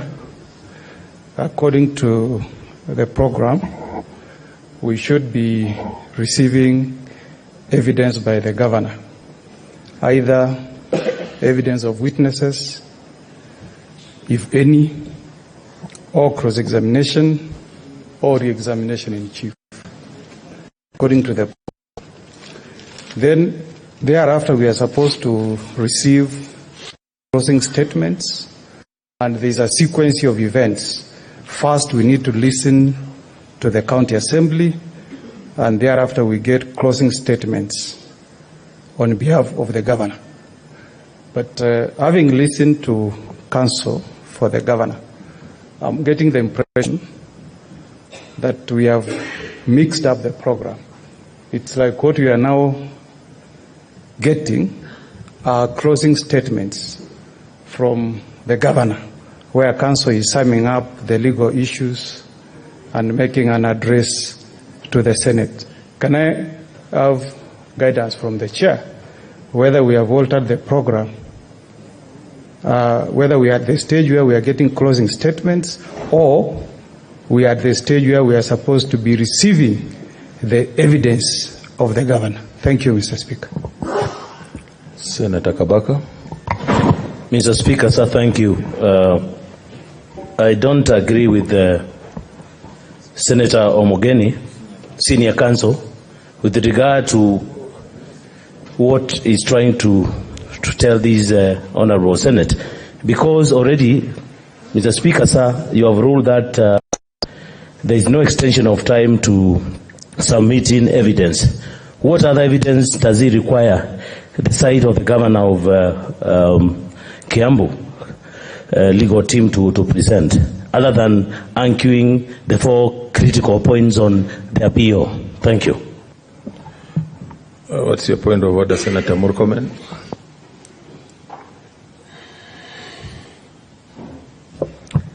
The Speaker, you ruled earlier. You ruled yesterday first that the lawyers of the governor will make their application for PO together with their substantive response to the charges, which denied them the opportunity to make the PO before the county assembly makes its case. That prejudiced the governor from succeeding in this house later to bring evidence, because this house says, as a result of the ruling of yesterday, there cannot be other evidence because county assembly has closed its case. Now, there is no evidence that is admitted as per your ruling, meaning the only thing that the governor's advocates can do is to respond to the charges using that are available to us without really going to any evidence, because there is no evidence as ruled by this house. And being a person who was supporting an admission of this evidence, you can see where we are going. Senator James Orengo.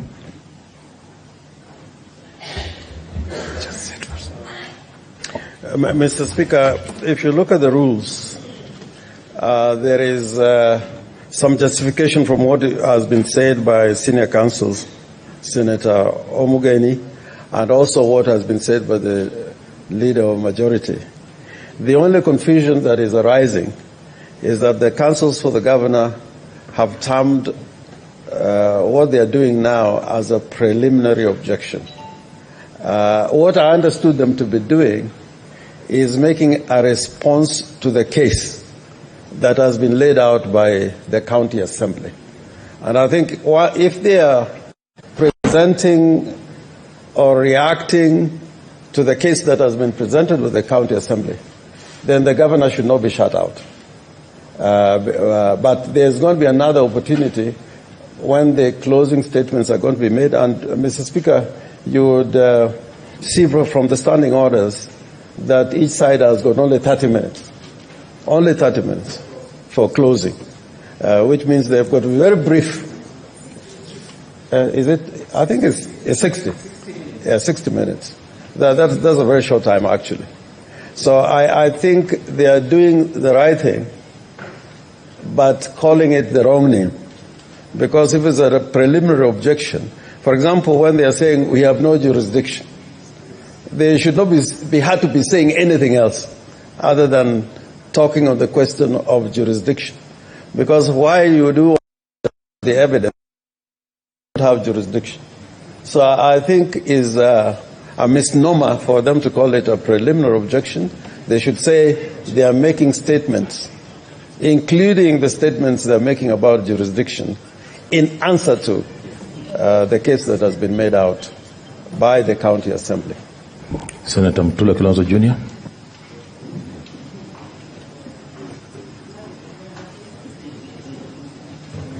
Speaker, I'm of a different view that my learned friend Peter Wanyama has argued forcefully that we should down our tools and go home, and they're arguing many things. I think that since they have chosen the mambo jumbo and the recipe of what they want to do, we give them their time, argue as they please, present what they want, and then close. Because they have really chosen how the modus operandi of their case, they have chosen what to do. I think if we intervene, then we'll be looking as if we want to advise them, and to advise him. So we are not supposed to advise them. Let them conduct their case. These are very, very senior lawyers of the profession, carrying a lot of respect from all of us. So I think they have their time. Tell them how much time they have. Them continue. We are going to sit here patiently. Only that in the case of we never sit for him. We can't sit until 4 a.m. So we will not sit until 4 a.m. Thank you, Speaker. Senator Wetangula.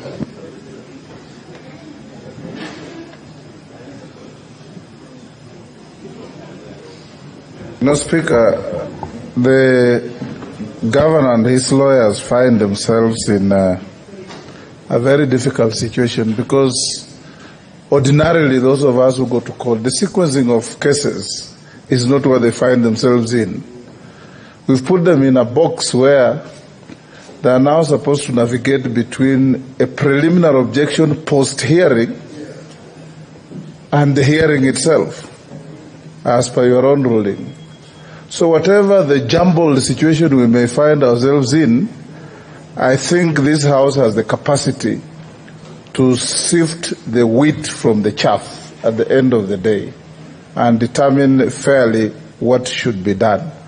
So let them argue their case in the manner they best know, within the circumstances they find themselves in. At some point, I believe they'll call their client, testify, depending on what they want to do. And I'm sure this House and these distinguished senators are able to skin the cat, whether start or the ears, whichever. Puts I to proceed in the them, but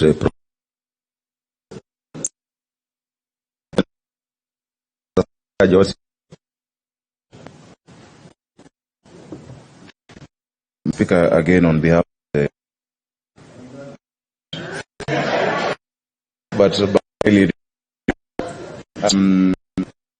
the direction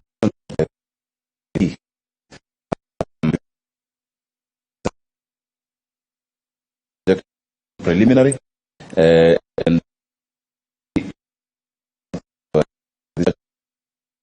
what the plus how much they have left, because we can't just go on into perpetuity, Mr. Speaker.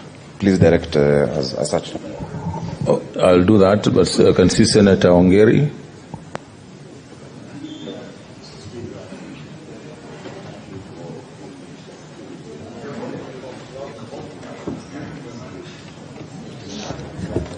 Yes, can you hear me now? Thank you very much, Mr. Speaker. I think yesterday you gave a ruling, and that ruling, and you gave us a litany of rules of procedure that we were supposed to consider. Senior Counsel Okongo Omogeni has raised a preliminary guidance from the chair whether in the manner which we should proceed is right or wrong. I refer you to the Rules of Procedure 2, subsection B, where it says, determine whether the particulars of the allegations against the governor have been substantiated. I expect the counsel for the governor to be able to strictly be able to give us that evidence, because that's what we are looking for. And at the end of it, we'll be able to decide which way the evidence weighs. I will plead with you, Mr. Speaker, that in order for us to order our thinking chronologically, that we go according to the program which has been laid out. Order, senators. I have made a ruling on this matter. Let the council proceed.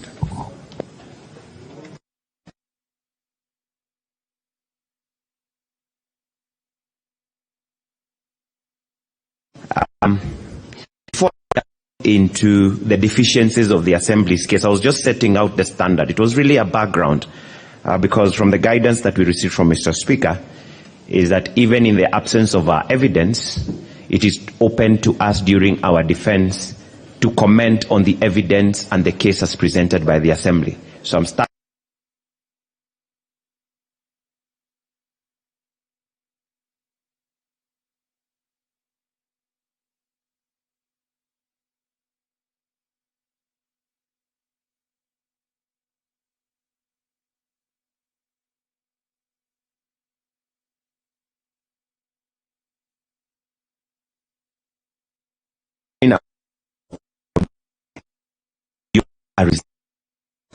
So the Association Court of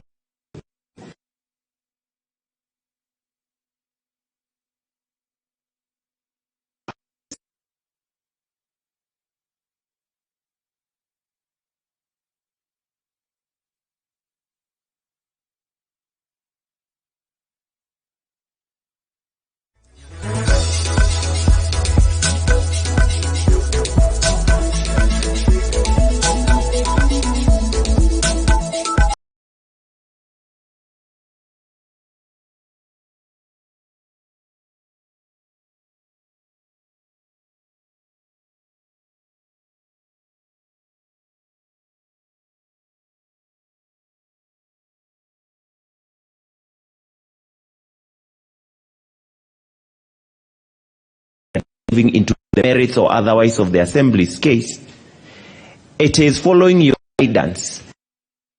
Consider the matter preliminary. If you find you have